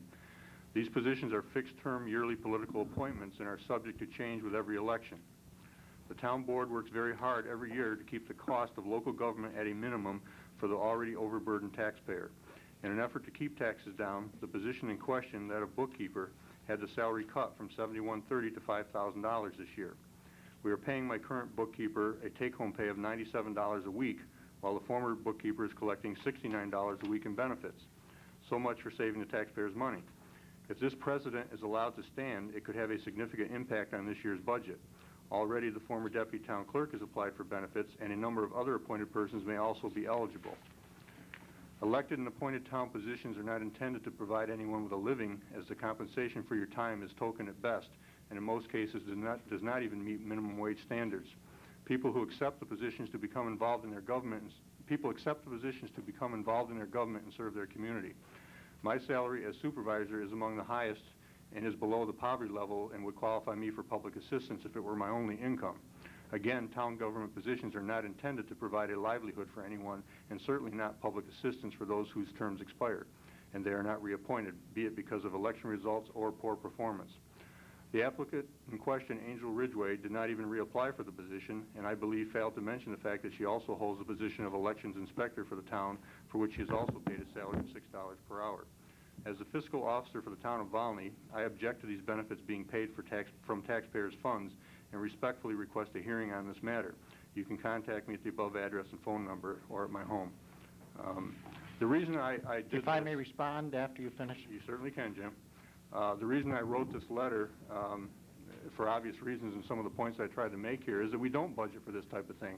Although I will say that the law does allow these people to apply. They are eligible. So what Angel did is nothing wrong. She's perfectly within her rights to do that. But my concern is for the taxpayers of this town, because it does set a precedent. It may be happening other places, but from the people I've talked to, other towns have not experienced this. But if it is allowed to happen, then you can understand some of the consequences. Obviously going to cost the taxpayers more money to run their government. Good example right now, we're paying practically two people to be bookkeeper, and only one's doing a job. This could be the same thing with our deputy town supervisor if our former deputy town supervisor is eligible and gets benefits. I called the Association of Towns on this, and they... Deputy town supervisor. I'm sorry, deputy town clerk. Deputy town clerk. Deputy town supervisor gets nothing. I called the Association of Towns on this issue, and they acknowledge that it has been a problem, and they're concerned about it too. And what they told me was they would help me do anything I could to get some legislation passed that would disallow these type of benefits for appointed positions. I can see a whole number of things happening if this allows to continue. I mean, when you interview someone for a position, you might ask them, do you have other jobs, so that if you don't keep this one next year, do we have to pay you benefits? I mean, that shouldn't happen, but that could be a scenario that could take place. In any case, it's a concern that I have. I'm going to pursue it until I find that there's nothing else I can do about it. Jim, would you like to make some comments? Oh, I certainly would, Howard, because first of all, you say you don't want to play politics, and we're playing a game here. Well, we certainly are, because not only did you mention in your initial statement after your election to the newspapers that there were two positions you were not going to reappoint. One was the bookkeeper, and the other, I believe, was the budget officer. Those were the two. Now, you made that very clear, and you made that in print, and that was public notice. So it would do no one any good to apply. So when my wife went to apply for unemployment, the newspaper article is what she used to indicate that there was absolutely no possible good in her applying for the job, and they agreed with her. Not only did they agree with her on that, it is not her fault that you made an error like that and that you chose to drop the salary of your current bookkeeper. And if you will admit to your current bookkeeper that I tried to keep that salary at the level that it was originally, even though I knew it was not going to be any benefit to my wife, there was no question in my mind that that job was worth the money that she was getting. Yet you chose to drop that salary, and we gave you the option. So don't tell me that it's a problem that is of someone else's making. You made an error by publicly stating that she would not even have a chance, because that's what you said in the public press. You said it in the newspaper, and consequently, they accepted that. She would have applied had you not said that. It would be foolish for anyone to apply for a position when it had been stated publicly that that was one of the positions that the newly elected official was going to be sure that they made another appointment. First of all, it wasn't said publicly, it was said at my home. It was said in the newspaper. The newspaper printed that, but that doesn't mean I said exactly the way it was printed. I did say usually the appointments that are made are all new when a new supervisor takes office. You did not retract it. I don't intend to retract it because, yeah, I did say it, but I didn't say it that way. That's the way it was in the press. But that's not even the point of this whole thing. I'm not questioning that at all. I mean, what you're saying Dan Russo was foolish to apply. He applied after some things I said about Dan Russo. But you never interviewed him. But you did not have that as your sole appointment. You have sole authority to appoint your bookkeeper. We have argued that before, and you know it. And you had the sole responsibility. It did not come up in a public meeting. We do not do anything about that. All we do is, it's your appointment. I totally agree with that, and it should be. Okay, I advertised the position for anybody. If I hadn't gotten any appointments, Angel would have been my only choice.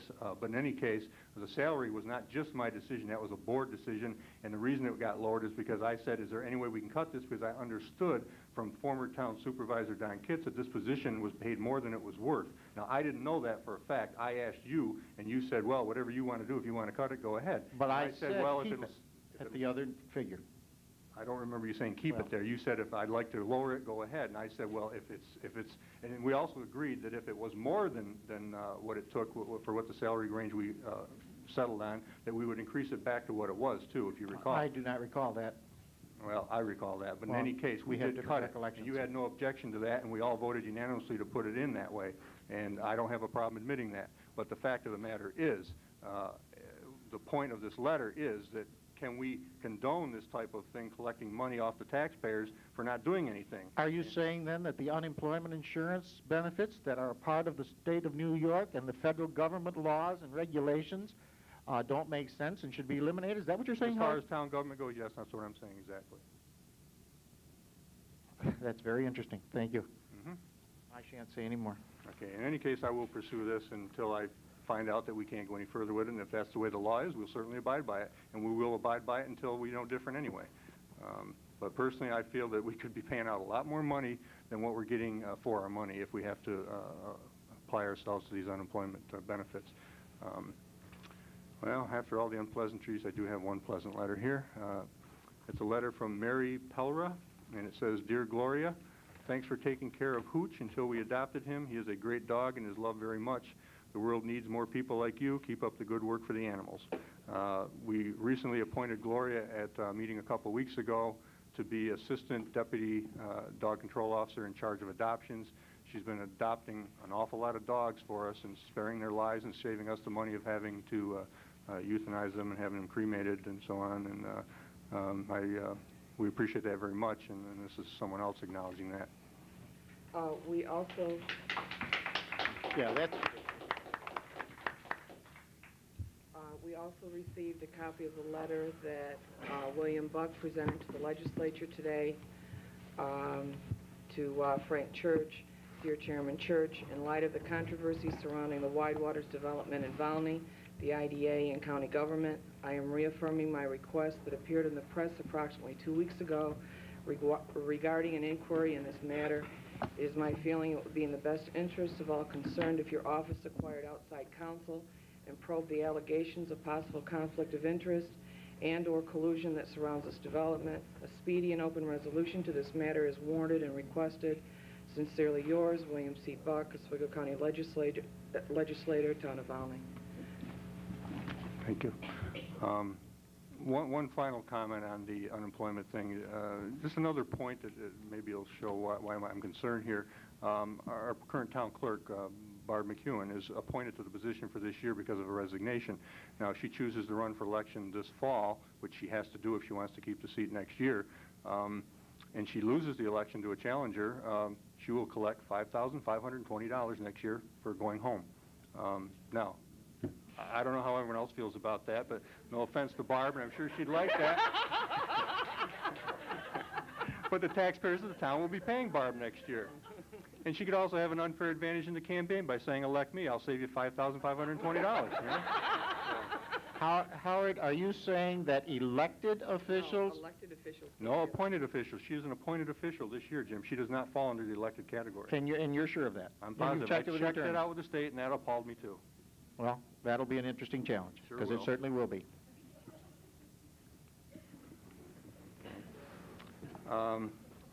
Committee reports. Assessors. Do you have something, Claudia? Yes. Our assessors are in the process of working with assessment services. We are moving forward with the realignment, and hopefully the notices will be out to everyone in a few weeks, so you will know what they have determined your market value to be, and your alternatives, if you disagree with them, will also be included of where to contact them, so you can come and try to convince them they're wrong. Also, the assessors have been involved with Owens, Illinois. Owens came to our assessors and requested a reduction in their assessment, showing sales figures for other glass factories and explaining how changes in our equalization rate had had negative impact on their tax liability. There was agreement of a need to change things by the assessors. They had wanted to lower it gradually over a 3-year period with a final adjustment in the 4th year with getting a mutually acceptable appraiser. However, when Fay Sanford discussed this with the county assessor, Bernie Wolf, he was told we couldn't reduce their taxes without paying thousands for an outside appraisal, since we don't have a state advisory on it like we do for the other industry in the town. The reason why we don't have a state advisory is because it's under the IDA. Owens is under their pilot plan with the IDA until the year 2005. However, their tax reduction from the IDA ended 1/15/92, and they had also paid off their bonds to the IDA. However, they set it up to keep it under the IDA until 2005, which stops Volney from being able to receive the free service of a state advisory. It provides no tax relief for the company, and it causes the town to lose the state service, and it causes all the Oswego County residents to not have the tax relief of having Owens pay into the county taxes. When a company is under the IDA, it pays no regular county tax. They still pay tax, but it goes directly to the IDA, which is a county agency. Theoretically, the IDA collects this, and after paying things they believe will benefit the growth of jobs and the tax base in the area, turn the balance over to reduce the county taxes. However, in 1993, the IDA only turned over $100,000 of all the millions it collected for all of Oswego County, and at the same time was paid $200,000 for administrative costs by the county, which means obviously that they really didn't turn over anything. So everyone in Oswego County is paying a higher county tax bill because of the way the IDA operates. And now Volney is in a bad situation with Owens because of this. We can either spend thousands just so we can lower their taxes and receive less money, since we can't get a free state advisory, or if the assessor lowers them without spending the money on the appraisal, the county assessor comes after us.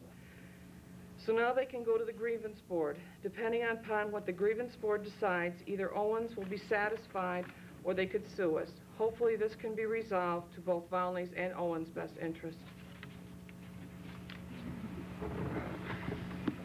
Thank you. Planning Board. Kevin had to go home. I got his report. Okay. Guess you were home. Before the Planning Board, February 8th. The Volney Planning Board held its most recent meeting on Tuesday, February 8th. This was the first meeting attended by its newest member, Thelma Termino. At this meeting, the board approved a subdivision request for a single split of approximately 10-acre parcel into two parcels, one of approximately 1 acre and one of approximately 9 acres. This property is located on the Silk Road. His home is located on a 1-acre parcel. He has no plans to develop the second parcel at this time. Much of it is in wetlands. The board also spent much time reviewing proposed amendments to the town area and bulk schedule and passed a resolution recommending a series of specific amendments. This resolution has been turned over to the town board for final disposition. The next meeting of the planning board will be on Tuesday, March 15th at 7 p.m. Anyone who wishes to be placed on the agenda should contact me in advance. Kevin, kindly. Thank you, Bill. Zoning Board?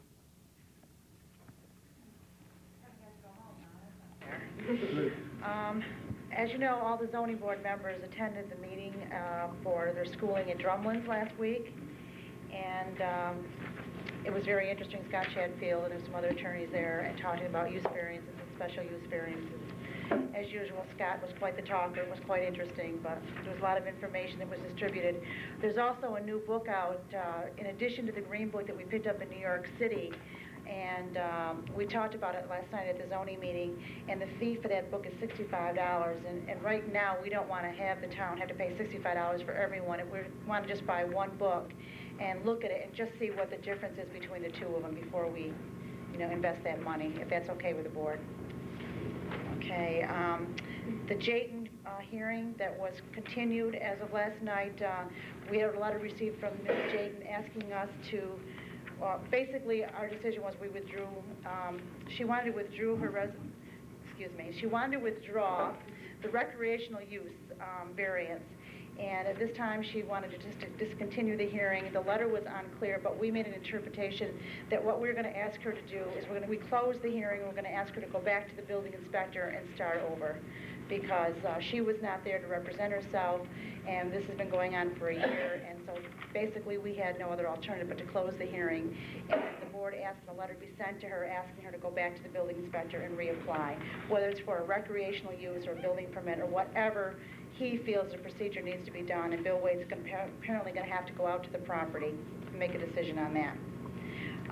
We also had an application, and it was a request for a variance, and there was no clear description on there whether it was for a use variance or an area variance. It just said variance. Therefore, the board could make no interpretation. This was from a Charles Curfian in regard to a restaurant facility on Silk Road, where the old Camry used to be. He wants to apparently put like a Sweet Inspirations display there or something, you know. So anyways, we couldn't make a decision on that, and the building inspector was not present, nor the deputy building inspector. And in the future, the board requests that either one be there to give us the interpretation from the public. I mean, they are the ones that meet with the building inspectors. They discuss the issues, and we really need to hear their comments because Mr. Kerfing wasn't there either, or the representative from Artander who was designing it.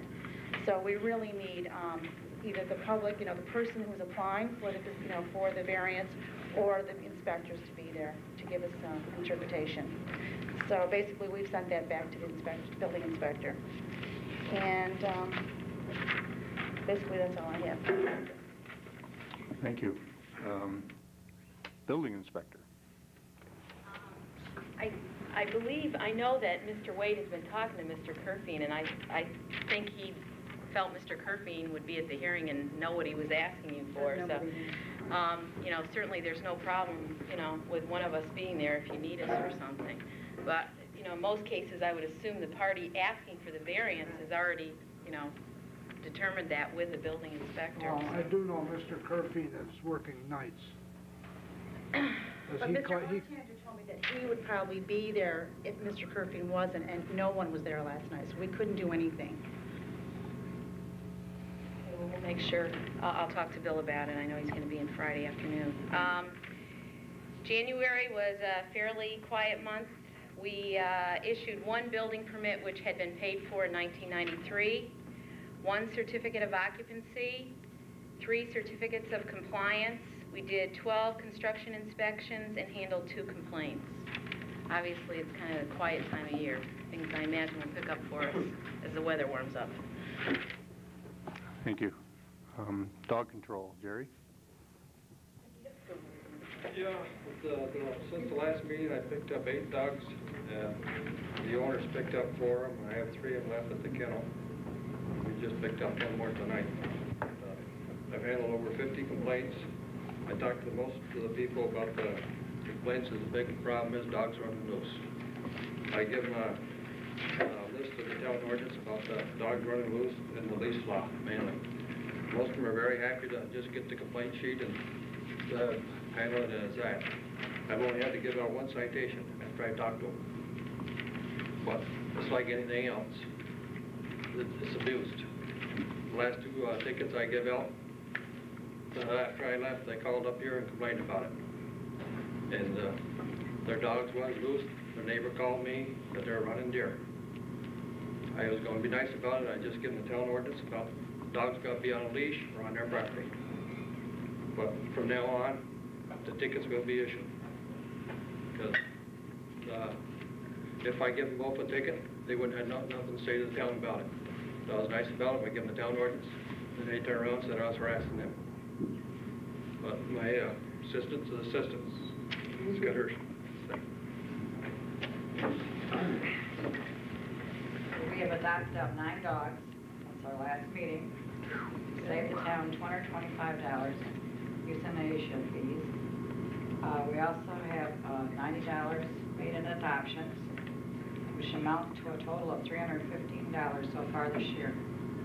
Adoptions are working. We make follow-up calls to see how our dogs are doing, and they're doing fine.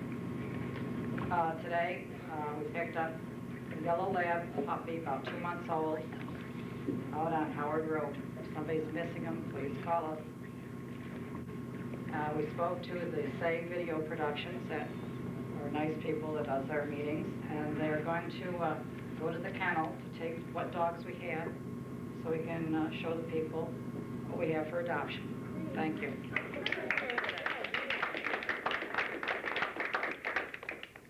We also have a display board in the hallway out here, Gloria, that we used to put photographs on. I don't know if the camera's still over there, but if you want to take pictures, no camera? Okay. I'm not sure where that camera went, but we'll try to find it. And, you know, you're welcome to put pictures on there. It was like a little dog control center board with pictures of dogs that we found. And, okay? Thank you very much. Next, highway. Is there any report at all? Did anyone give you a report? Okay, I will tell everyone that our highway superintendent, Bob Kerfing, is in the hospital with some medical problems right now, and we're hoping he recovers real soon. The men are doing a really great job in his absence, and we want to thank him for that and appreciate it. We hope that he'll be back with us soon. So I guess that's the reason we don't have a report tonight. Recreation, our recreation director was here, but he had to leave, so he gave me a report to read. First, he wants to thank Lila Burton very, very much. She's been over here the last couple of days helping him do inventory in the rec room, and he wanted me to publicly thank her for that. February 11th, tomorrow night, there'll be a teen dance with a DJ featuring karaoke right in this room from 7 to 10 o'clock. The admission is free, and there'll be refreshments available.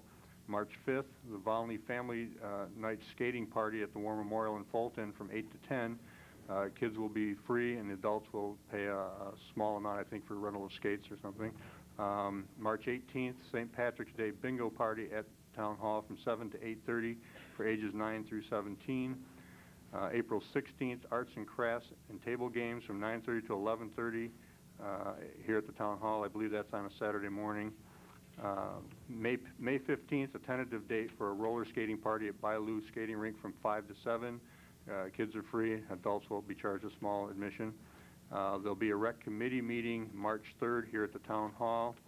Upcoming, they're hoping to have a magician, and he asked me to make an announcement if anyone has any ideas for entertainment for the rec committee to provide, to share them with him. And I will be making a list of all these different dates that he has here, and we'll try to get it in the newspaper, and we'll have something here as a handout also. So that's the report for recreation. Any other reports from anybody? Howard, I got just a couple of small ones. I would also, we had a water freeze up down on Seneca Hill, and I would like to thank the highway superintendent and his people for helping out getting that water line unthawed under the road. Also, we had a gas main leak here that we had to get repaired. So right now I think everything's under control on this. Okay. Thank you. Once again, our highway department is doing a great job this winter. Everyone knows how brutal it's been, and they're hanging in there. They had their floor drain freeze up today, and they couldn't wash the trucks down or anything. I don't know if they got that corrected or not. Okay, anything under old business? Okay, I'm going to open the floor to public comment on the resolutions only.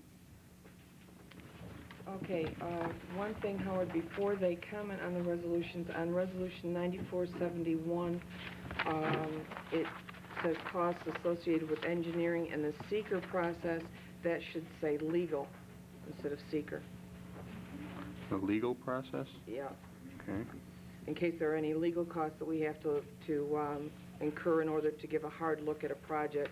As Bill has, Pierce has pointed out many times, there is already provision under seeker to pass on any costs related to seeker to the developer already. So this is to enable us to pass on engineering and legal costs if necessary. Great. Where's this, Buddy? That's Resolution 9471. 71. That's to advertise for a public hearing about it. It's okay, gotcha. Okay. Mm-hmm. Okay. Do we have any comments?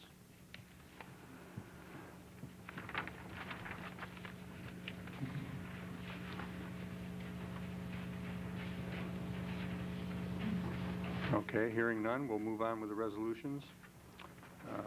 Okay, 61. Okay, the minutes were way down. So up to 9468. 68, all those are minutes. Yeah. Okay. Is that the one that we can do? No. Yeah. Okay. Okay. Resolution 94-68, move to increase the planning board fee for public hearings from $50 to $65. I'll move it. I'll second it. For discussion? Just so everyone knows, the reason this was requested is because the costs relevant to holding these public hearings has gotten to be more than what we take in. The newspaper advertising, the taking of the minutes and so on and so forth total up to $65 and more. And just to make that cost be borne by the person that's requesting the public hearing, we've decided that it's a good idea to increase that fee. Are there any questions or comments from the public before we vote on this resolution? Okay, Barb, will you poll the council? Counselor Pierce? Aye. Aye. Counselor Ridgway? Aye. Counselor Smart? Aye. Counselor Warner? Aye. Supervisor Rose? Aye. Resolution 94-69, move to authorize town clerk to advertise a public hearing for March 10th at 7 p.m. to consider an amendment to the zoning ordinance that would remove the fee schedule. I'll move it. Second it. Any comment from the council?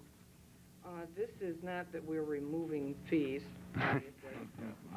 It's because in the original zoning ordinance, the exact amount of the zoning hearing fee was in the zoning. We want to take it out so that as adjustments need to be made, we don't have to go through a full public hearing and make the process so involved. We just want to make it by simple resolution.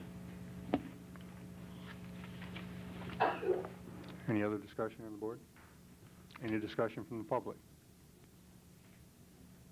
Okay. Barb, will you poll the council? Counselor Pierce? Aye. Counselor Ridgway? Aye. Counselor Smart? Aye. Counselor Warner? Aye. Supervisor Rose? Aye. Resolution 94-70, whereas the town board has designated the town zoning update committee as the body to review the town zoning laws and propose amendments, and whereas in December of 1993 the zoning update committee submitted to the town board proposed amendments to the town's area and bulk schedule, and whereas on January 13th, 1994, a public hearing was held and all interested residents were given the opportunity to speak, and whereas the town board has received the county planning board's recommendations regarding the proposed changes to the area and bulk schedule and gave them consideration in arriving at its decision, and whereas on February 8th, 1994, the town planning board reviewed the recommendations of the zoning update committee and county recommendations as well as the opinions of residents and forwarded to the town board a final draft of recommendations, and whereas after careful review by the town board has determined that this action does not involve any changes in uses permitted in any zone and therefore does not cross the threshold as a type 1 action under seeker and is therefore recognized as an unlisted action. Further, the board has determined that approval of these amendments would reduce density and therefore have no significant negative environmental impact. Therefore, be it resolved that the following changes be incorporated into the town of Volney area and bulk schedule located on page Z011 of the town's zoning ordinance. 1, that under residential and non-residential sections, width at building line be changed to width at road line. 2, that for the A agricultural zone for residential and non-residential, that the area and average net density per family, minimum lot size, be increased from 1 acre to 2 acres. 3, that for the agricultural and R1 zone, width at road line be increased from 100 feet to 150 feet. 4, that for the R2 zone for residential and non-residential, the area and average density per family, minimum lot size, be increased to 1/2 acre. 5, that for the industrial zone under non-residential, the minimum lot size be increased to 1 acre. 6, that in the R2 under yard dimensions for front yard, the figure be raised to 35 feet. Further, that the following statements be added at the lower part of page under townhouses permitted in R2. No permits will be issued for single-family residential construction on lots of less than 1 acre unless public water and/or sewer are available. No permits will be issued for commercial construction, townhouses, condominiums, or multifamily dwellings on lots of less than 1 acre unless both public water and sewer are available. Setback shall be minimum yard dimensions measured by the road right-of-way and/or property line. I'll move it. I'll second it. Discussion from the board? Yes, I have a couple of concerns, and I think I voiced these concerns right from the very beginning when we started this. When the R2 zone was changed to, I think we said 1/2 acre, originally there was a footage stipulation in the arrangement, or in the wording of this? Is there a reason that the footage was changed? I believe it was 100 foot originally, frontage. Now all it says is a half acre. Is there no frontage requirement? Why? What did? These are the revisions. It's staying at the 100 feet. It is staying at 100 feet. And Only the changes. But I guess I still have a concern with the dropping of a zone from 1/3 acre to 1/2. I certainly could accept this if we added a stipulation that we wouldn't do it if they had both water and sewer and 1/3 of an acre. But there are people in this township that have 1/3 acre lots. Now, I don't know how many of them there are, but I do know that they do exist. And I believe that if a person owns a 1/3 acre lot, that they would be grandfathered in, because I don't think that we could deny them the right to build. However, if a person owned two 1/3 acre lots and they were contiguous, then I have the feeling, after the discussions that we had at the update meetings, that they would be considered one lot and therefore would not be able to utilize their 2 lots, and the 2/3 acre lots would then qualify under the half acre. I guess I have a real problem with that, and I've had it right from the beginning. I think I've stated it at every meeting, and I feel very uncomfortable with this. Originally, certainly I did feel also that the 2 acre lot size in an agricultural zone was great. However, I just received a letter from, well, this was from Lawrence Standard, and his point was, because he said he knew he wouldn't be here, he said building lots currently selling from $7,500 to $20,000 per acre. Now, I don't know where they're getting that, but he's saying that this is happening in the township. Practically stops sales of property if the zone is changed from 1 acre to 2 acres. Doubt if any person would want this change, especially for young people who are starting out. And I don't know what to do. These are the two things that bother me on this, and I'm torn as to how to vote. And that's my concern. I think I've voiced that numerous times. The thing about pricing it out so people can't afford it, I don't think that's really a concern, because what happens if you price things out of people's range is that market pressure brings the price of the lot down.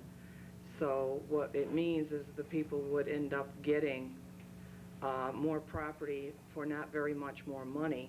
Otherwise, people wouldn't buy any of the lots. So it would make it so people had a nicer home for very, very little additional cost. And the way these things are usually done, so it isn't a real detriment for someone trying to split it up, is they usually have the minimum they have to on the road, and then the extra acreage is deep.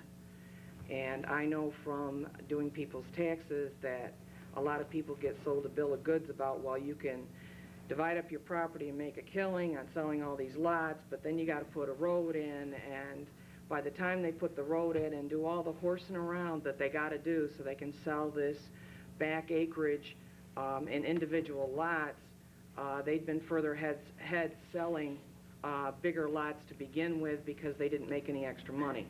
So you're not really hurting the person trying to sell off pieces of a family farm, because it's kind of a show with mirrors, looking like they're going to make more, and once they get into it, they don't know why they started when they're putting all these roads and everything in. And for the new homeowner trying to get started, they'll be able to get a decent-sized lot that they'll have less trouble with drainage, they'll have less trouble with contamination of their well from their neighbors. They'll be less annoyed by their neighbor's dogs and whether or not their neighbor turns their stereo way up, because they'll be spread out a little bit from each other. I think it'll make everybody a lot happier to be neighbors with each other.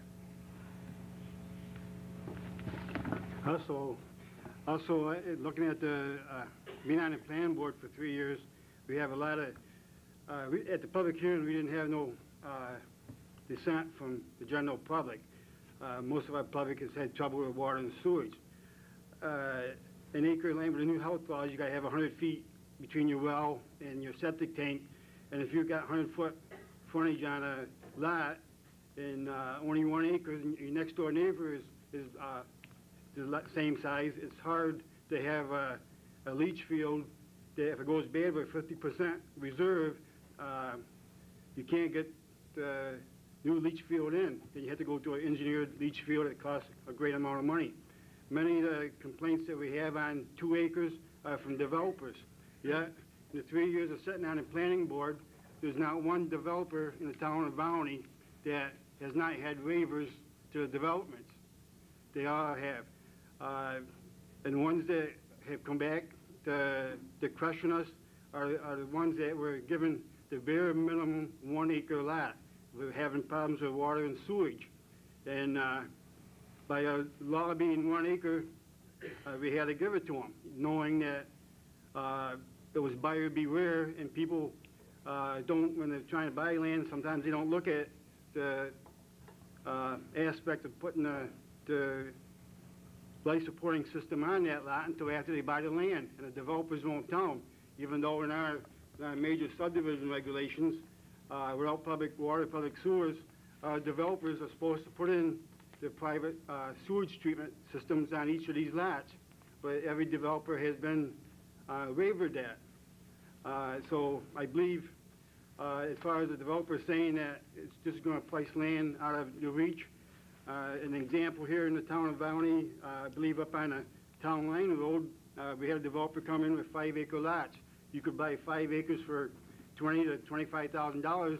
Then we have another developer come in and split these lots up in 1 acre lots someplace else, and they're asked for $15,000 for 1 acre.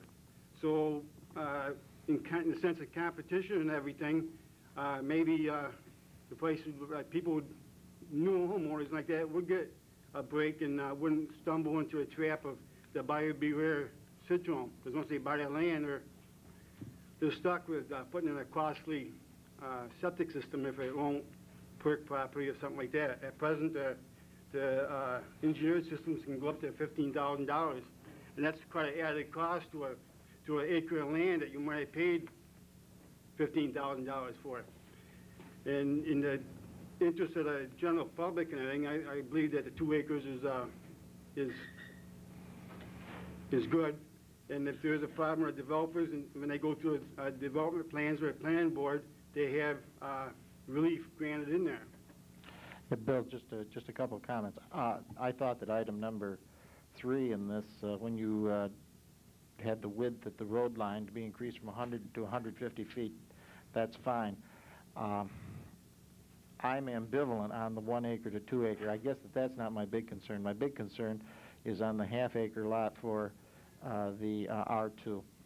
And I've had some calls on that, and I've been, and you know that I've been opposed to this right from the very start.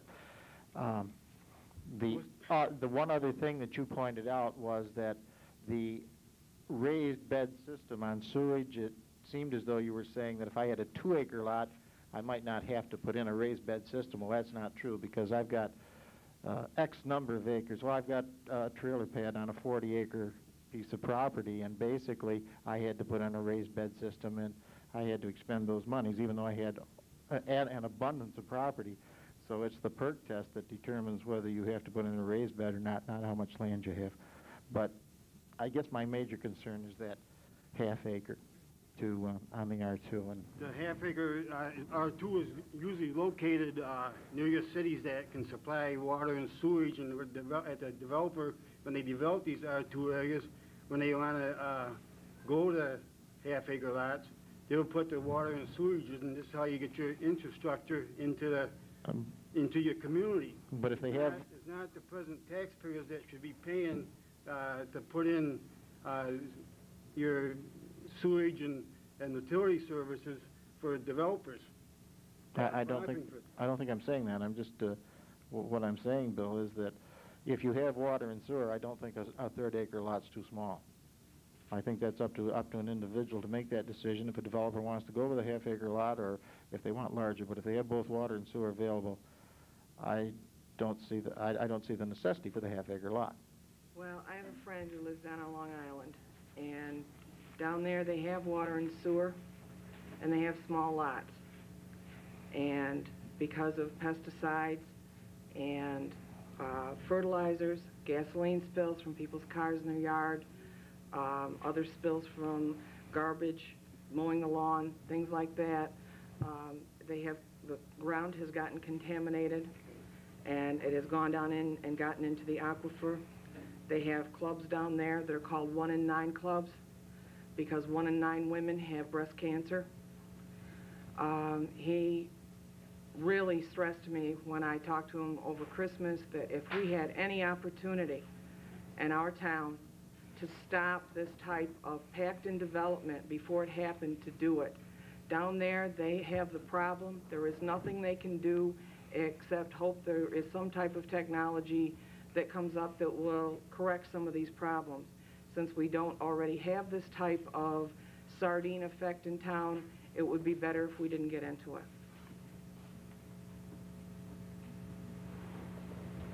Any other discussion from the board? I think the only other thing I'd have to say it's an economical reality that some interests have much to gain if they can convince local boards that the utilities have less power to prevent negative development impacts than they actually have. Communities should not let themselves be misled. You can have orderly development and get your infrastructure in a proper manner. Okay, before we vote, is there any discussion from the public? Cindy? You don't have to go to Long Island to see where there's a problem right in the community of Volney. I know at least 6 septic systems in the Glen have failed, and the small lots does not help anything over there, and the bad drainage, and a lot of things that I think people assumed would be taken care of by the town that allowed this subdivision to go in. And I think going from 1/3 to 1/2 an acre is not a very big increase. And if you protect the people buying your property, that's pretty important too. Cindy, I totally agree with that, but I would modify this and I would require water and sewer on any 1/3 acre lot. In fact, I'd require water and sewer on a 1/2 acre lot. And I think that would be reasonable to me. I wouldn't have a problem with that. I just have a problem with people that very possibly own 1/3 acre lots. If any of you perhaps own lakefront property, you know that 100 by 75-foot lots is a big lot, and you'll have your... There is no sewer being supplied anywhere in the town of Volney, though. Yes, there is in the Glen too now. That's the only place. There's no other place in Volney where you can get sewage. And considering the shape that Volney and Fulton are in, I doubt there's going to be any more. So it's really, I don't think it's too likely that there's going to be any sewage. See, I think I would modify this to say both water and sewer available. That's my only concern. On a 1/2 acre lot? On a 1/3 acre lot. And I would go it on a 1/2 acre lot too, Jess. Both water and sewer on a 1/2 acre, but I would go back to the 1/3 acre for the R2. And I think I've said this right from the beginning when we've done this.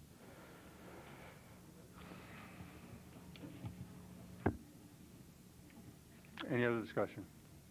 Mark? I have a request to Jim. He probably doesn't realize it, but Jim, you're talking much too close to that. Oh, I'm sorry. Very terrible. Very, sorry. It's driving us crazy. Well, you have to tell me that because That's what I said. You didn't realize it. See how far cloudy away is, and we have no trouble I didn't realize here in it was cloudy protected. at all. How am I doing? Okay. Okay. Good, thank you. Any other public comment? Okay. Barb, will you poll the council, please? Councilor Pierce? Aye. Councilor Ridgway? No. Councilor Smart? Aye. Councilor Warner? Aye. Supervisor Rose? Aye. Next resolution, 94-71. Move to authorize town clerk to advertise public hearing for March 10th, immediately following the first public hearing scheduled for 7 p.m. to consider an amendment to subdivision regulations relevant to costs associated with engineering and the legal process. I'll move it. Second. Discussion from the board?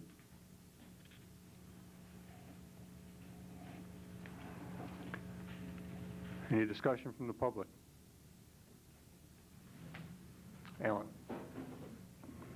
Could you explain what that means?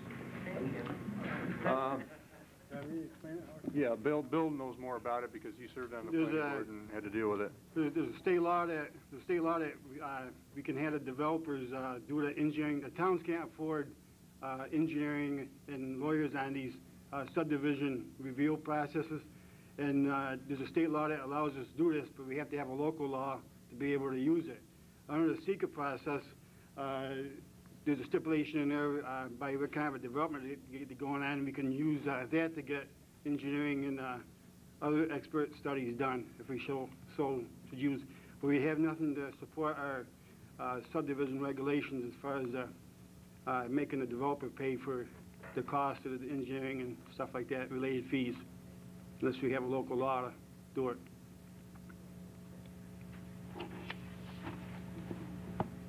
Any other comments or questions? Barb, we poll the council.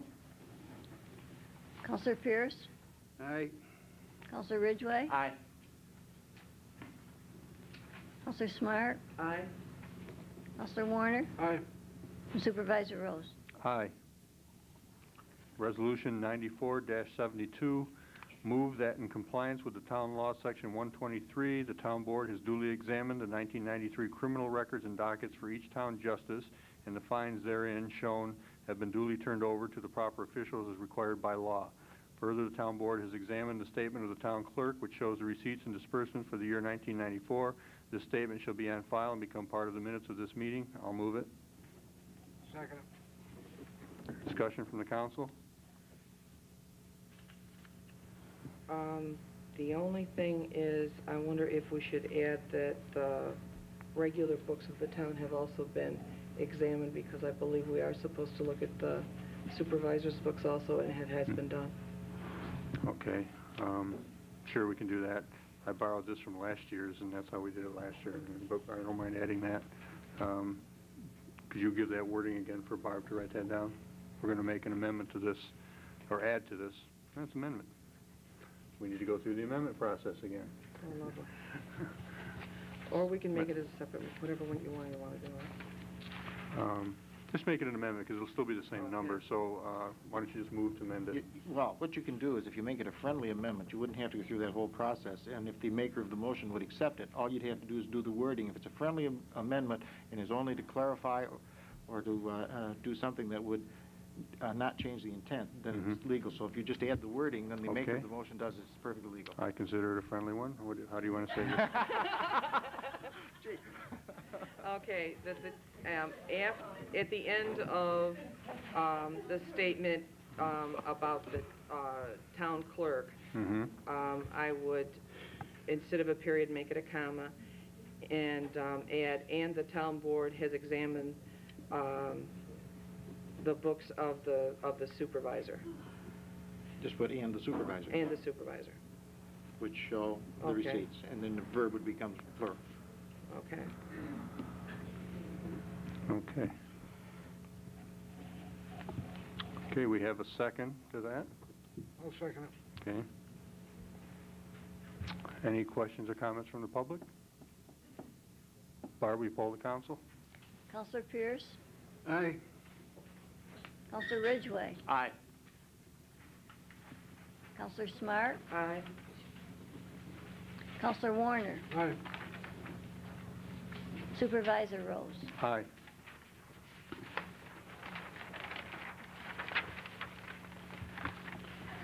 Next resolution, 94-73. Move to adopt local law 1 for the year 1994 to alter the residence requirements for appointed positions for the town of Volney. I'll move it. I'll second it. Discussion from the council? It makes sense. You can't not do that. Yeah, I really strongly believe that whenever possible, we should appoint from within the town, but sometimes it just isn't possible, and we have to be able to fill the positions. I would hope that every board in the future, and our board certainly will, choose from within the town whenever we can, when we have qualified candidates that we feel will fit the role. But this gives us an option in case we don't, and I think it's needed. It's been they've been doing it for years. It's just that we're making it legal by doing this. Any comments or Questions from the public? Barb, will you poll the council? Counselor Pierce? Aye. Counselor Ridgway? Aye. Counselor Smart? Aye. Counselor Warner? Aye. Supervisor Rose? Aye. Resolution 94-74. Does anybody want to move this resolution? I would move to accept local law number 2 for the year 1994 to be included in EDZ designation application of the City of Fulton, the County of Oswego. If I have a second, I would speak to it. I'll second it. I agree with the many different speakers that have spoken before. I think Cindy said it very well. We're caught between a rock and a hard place, and I firmly believe we really don't have a choice. This is not annexation. This is economic development. Industry must be brought back. We need jobs. It's jobs. That's the bottom line. And I firmly believe it's jobs, and I have to vote that way. I believe it's jobs. Any other comments from the council? I'd just like to say that I worked with Jim on the committee a little bit on this, but there's a lot more to it than just one meeting and the overall situation in the United States. You have to wonder, are these economical development zones programs really in the best interest for all? Instead of offering these incentives to a certain few, wouldn't it be better to lower the rate statewide to induce industry to locate in New York State and keep older established industry here? All this program does is shift a greater amount of expense to the existing businesses and residential customers. An example where this happened the week of January 31st, 1994, when the PSC approved another rate increase for Niagara Mohawk. As Kelly Burns, a utility spokeswoman, was quoted to say in a local paper, but residential customers will pay 4% more for electricity because they are subsidizing most of the cost of discounts that Niagara Mohawk is providing its largest industrial customers. One benefit of these zones is a special electric and gas rate to businesses that locate in these zones. Guess who will have to cover those costs also? If one looks at the city of Fulton at the present time, the local government is crying foul because of a so-called unfair advantage to the merchants of the city of a shopping mall coming to the town of Volney. Yet they are asking for an EDZ in their community, which would be also create an unfair advantage to the existing industry and businesses and residents, local and statewide. Here's a city that has had 2 administrations that all they can think of as a sales tax that would be the city's savior as their sales tax, which they have come to rely on so much, been able to keep KBC, the stores in the Cornellville Mall, and now the Jamesley store in operation. Is this the best way to run the community? Now, this same government is doing the opposite by applying for an EDZ in the city, being as such that would most likely not qualify under the present condition. But with the help from the Miller property located in the town of Volney being included in this application, there would be a chance of being able to qualify under the section of State Law 958, where states localities that do not meet these eligibility criteria may still qualify for zone status under provisions relating to a sudden and severe distress resulting from direct job loss, which is happening with Miller's closing shop. Here's a good case of local government being hypocritical in their action. On one hand, they are saying that Volney is being unfair to their businesses, and then on the other hand, they want Volney to help them develop an EDZ, which is also unfair to existing industries and business and residents in our community. Does this sound like a city with a future as a former entrance signs used to state? Would this be in the best interest of all? I doubt it. As far as the Miller property goes, I believe that there will be more involvement at the state level than at the local level. Being in, I don't know if the plant manager for Miller's is here or not, but the only good thing I can say for him is I'm glad that at least he gives the majority of the employees until October to find another job. Being an employer of Chrysler, about 60,000 of my former employees, they had 1 week's notice. They come in on Monday and they were gone Friday. And all of our good manufacturing jobs are disappearing from the United States, and they will continue until we do something about keeping our businesses here statewide and nationwide. And these economical development zones prove that they is not doing it. It's causing a lot of unfair hardship to people that end up losing good-paying manufacturing jobs, and they have to take a job that might pay $6, $7 an hour, and both people in a family have to work. And in turn, the nation is crying about the crime rates in our country. Why there shouldn't be. Most of our children are brought up by babysitters now, while the parents try to support on these low-paying jobs that are being created. I believe that it could help a little bit. I still believe, firmly believe it ought to help will come from the state level, being that this has got to be so politically motivated. And as stated in the public hearing tonight, which is kind of particular in a way, I believe, is when we went to that meeting, we brought up the issue of Armstrong, mangled backs, and like that could be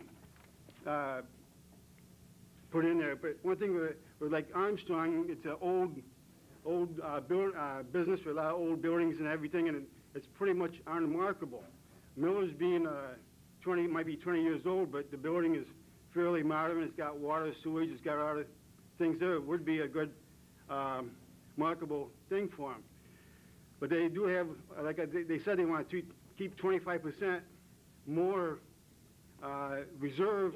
But now that it wasn't explained to us at the meeting that Jim and I went to, we talked about maybe the mall could be included in this, which it can because they're bringing in new jobs.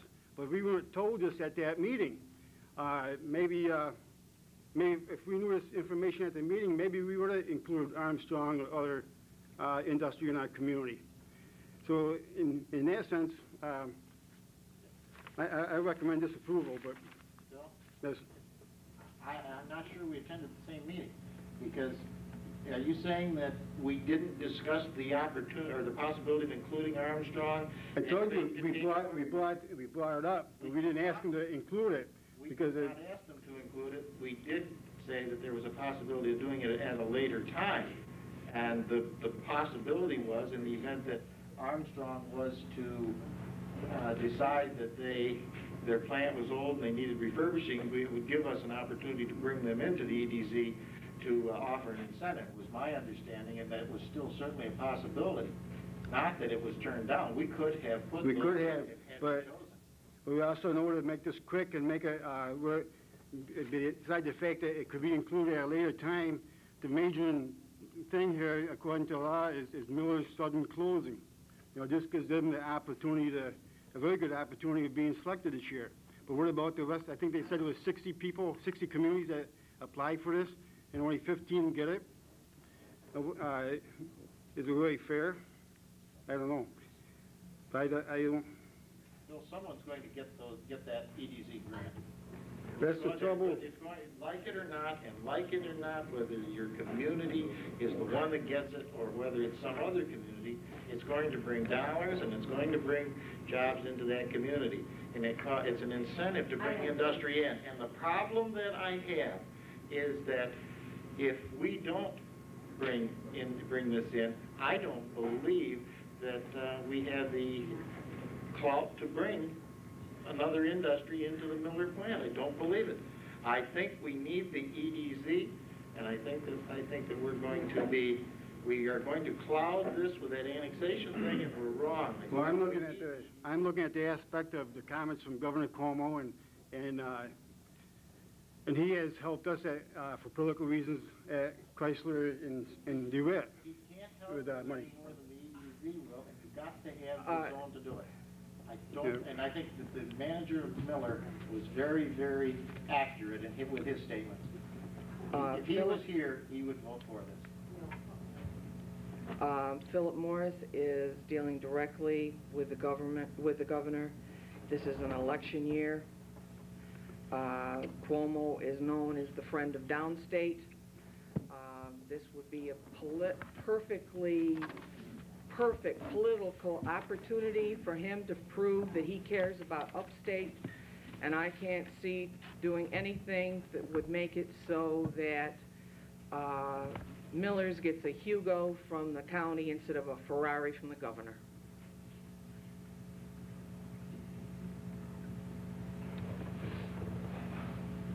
I just don't agree, buddy. I think that you can't take the chance.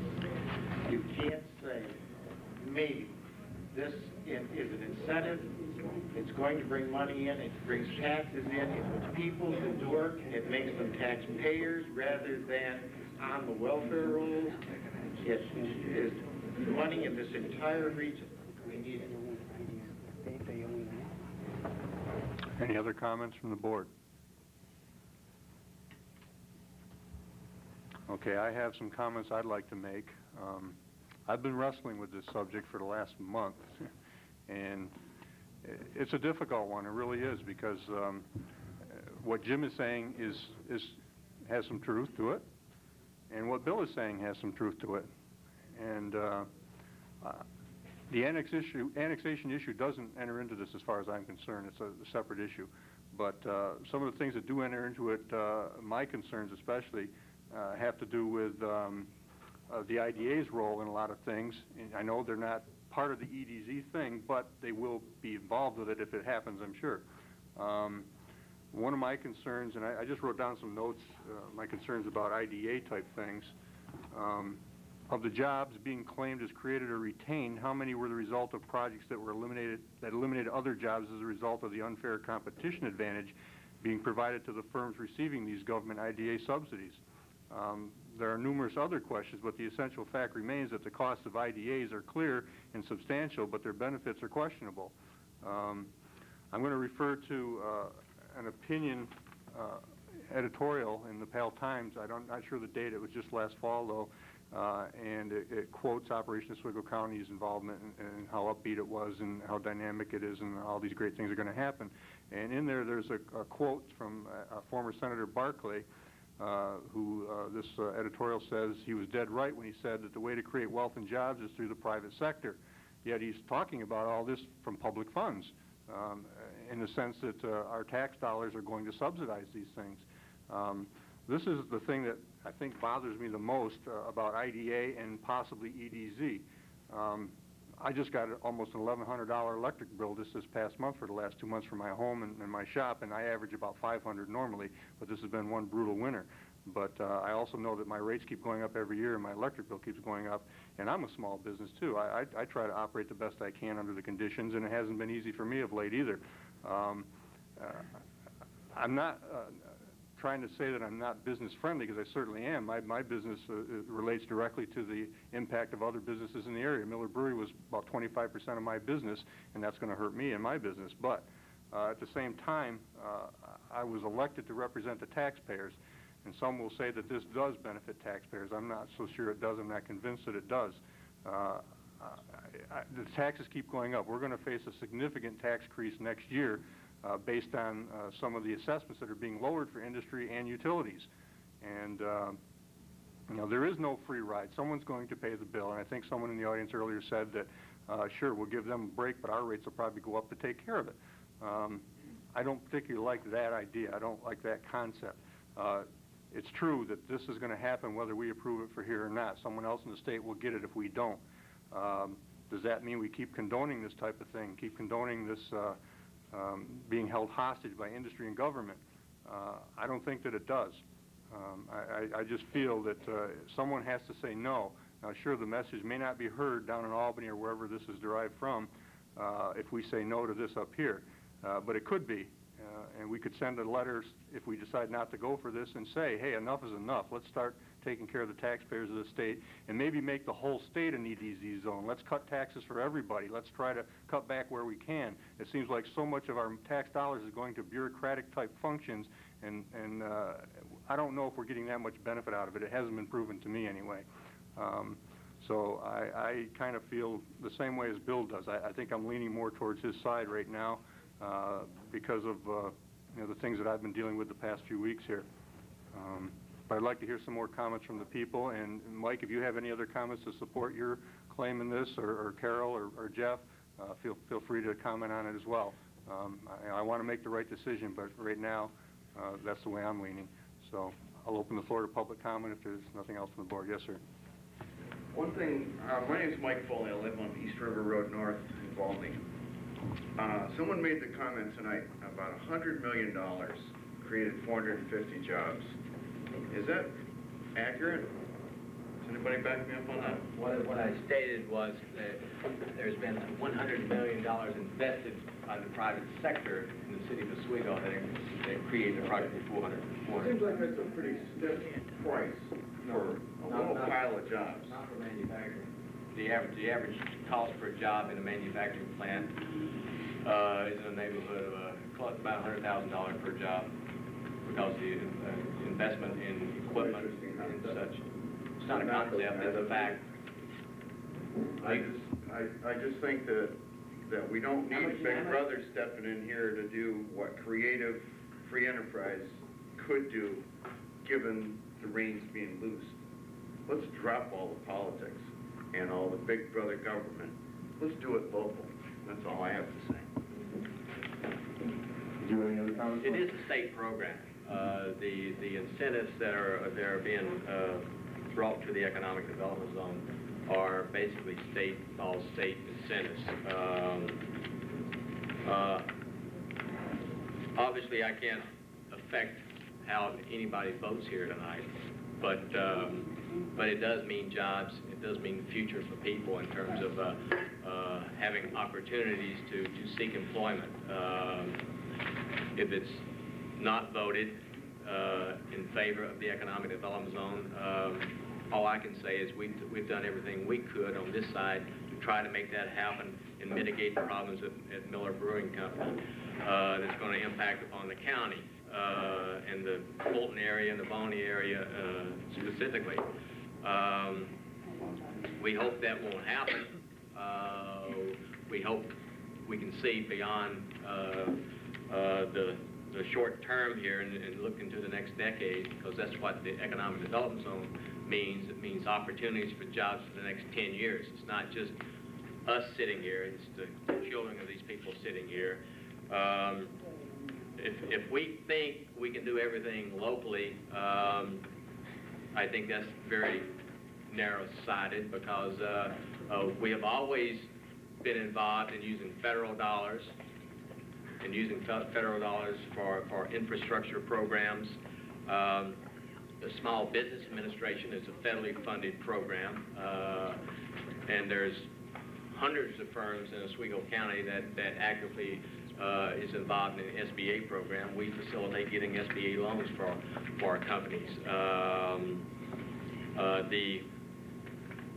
The potential so far outweighs the concerns that it doesn't, I mean, from an economic standpoint, from a practical standpoint, it doesn't make sense not going for a program that's available, that won't cost you one nickel, to have a program here that will facilitate job creation.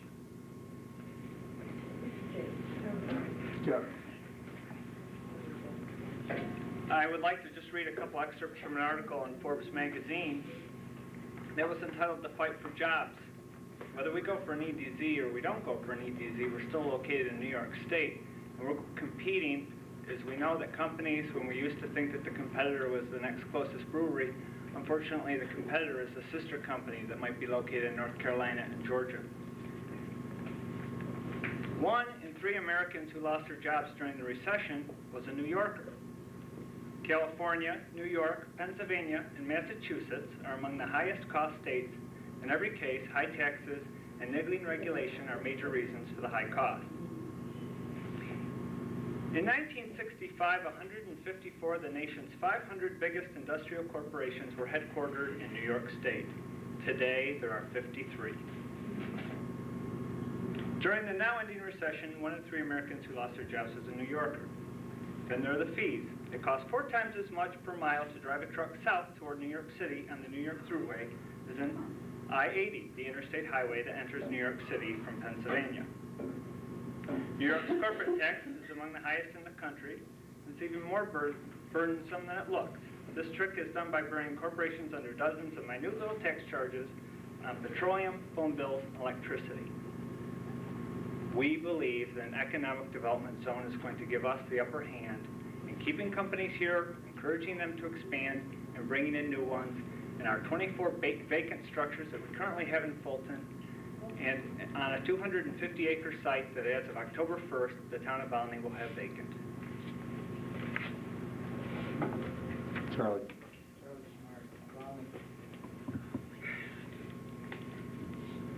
There are, at times, advantages, but the most strident pushers for the economic development zone are the very same people who are the most strident, vocal supporters of annexation. The Chamber of Commerce likes to talk about how intimately they are involved in this operation in Sligo County and how they are trying to find tenants for the Miller Brewing Company, which happens to be in the town of Volney, but they know that those jobs also support them. However, at the same time, they are convinced that the mall must be within the city limits. They could very easily renounce annexation and move for a spirit of cooperation with our town. They have no desire or inclination to do so. I think they stand to benefit much greater than we do. I tend to agree with some of the things said about the economic development zones by some of the members of the board here, Bill Pierce and Howard Rose. The real solution is on a statewide basis. There has been a tax cut that has been pending for New York State for God knows how many years, probably Claudia knows. It is delayed each and every year. Some of the money being used for these zones could much better be going toward a state tax reduction, which would benefit all business in all areas of the state. The thruway does not have to be a toll road, and as he said, it costs more to go to New York City. The smart thing to do would be to stop it, to end the toll on the thruway, but it's very lucrative for the state. I really don't feel that the board should support the economic development zone given the climate in the county, in the community, and throughout the state. Thank you. Anyone else? Alan? My name's Alan Kessler. We need a little levity here. How about we get a friendly amendment here to the resolution? After, delete the period there, put a comma in there, and say, provided that the ongoing petition for annexation of the Widewater, River Glen, whatever that's called down there, be withdrawn, and then I'm sure this would pass 5-0. There you go. I'll just comment myself. That isn't the reason that I don't think I support it, though. I'd be a hypocrite to do that for annexation when I just made the other comments that I made. But it'd be nice if we could do that, maybe. But that's not my intention at all. Christine. I just wanted to say that a comment was just made, or a statement was just made, that this is free. Nothing is free. If you can be I mean, I want to see jobs for people, but I don't want to see them at the expense of the taxpayers in this county, in this town. We are the highest tax county in New York State. And how much more can we take? And I think a statewide decision would be a much better thing. I think all of us need to have our taxes lowered, not just corporations. As I think the manager of Miller stated, that they came, before they got any deals, any tax breaks or whatever. A number of other industry also did. I think that, there are ways to get industry to come in, but I don't think it should be at the expense of small people that are paying taxes. Anyone else? The only concern I would have, Howard, is if we don't go, and if the Millers we don't fill that plant, and we don't have the jobs, the tax, that would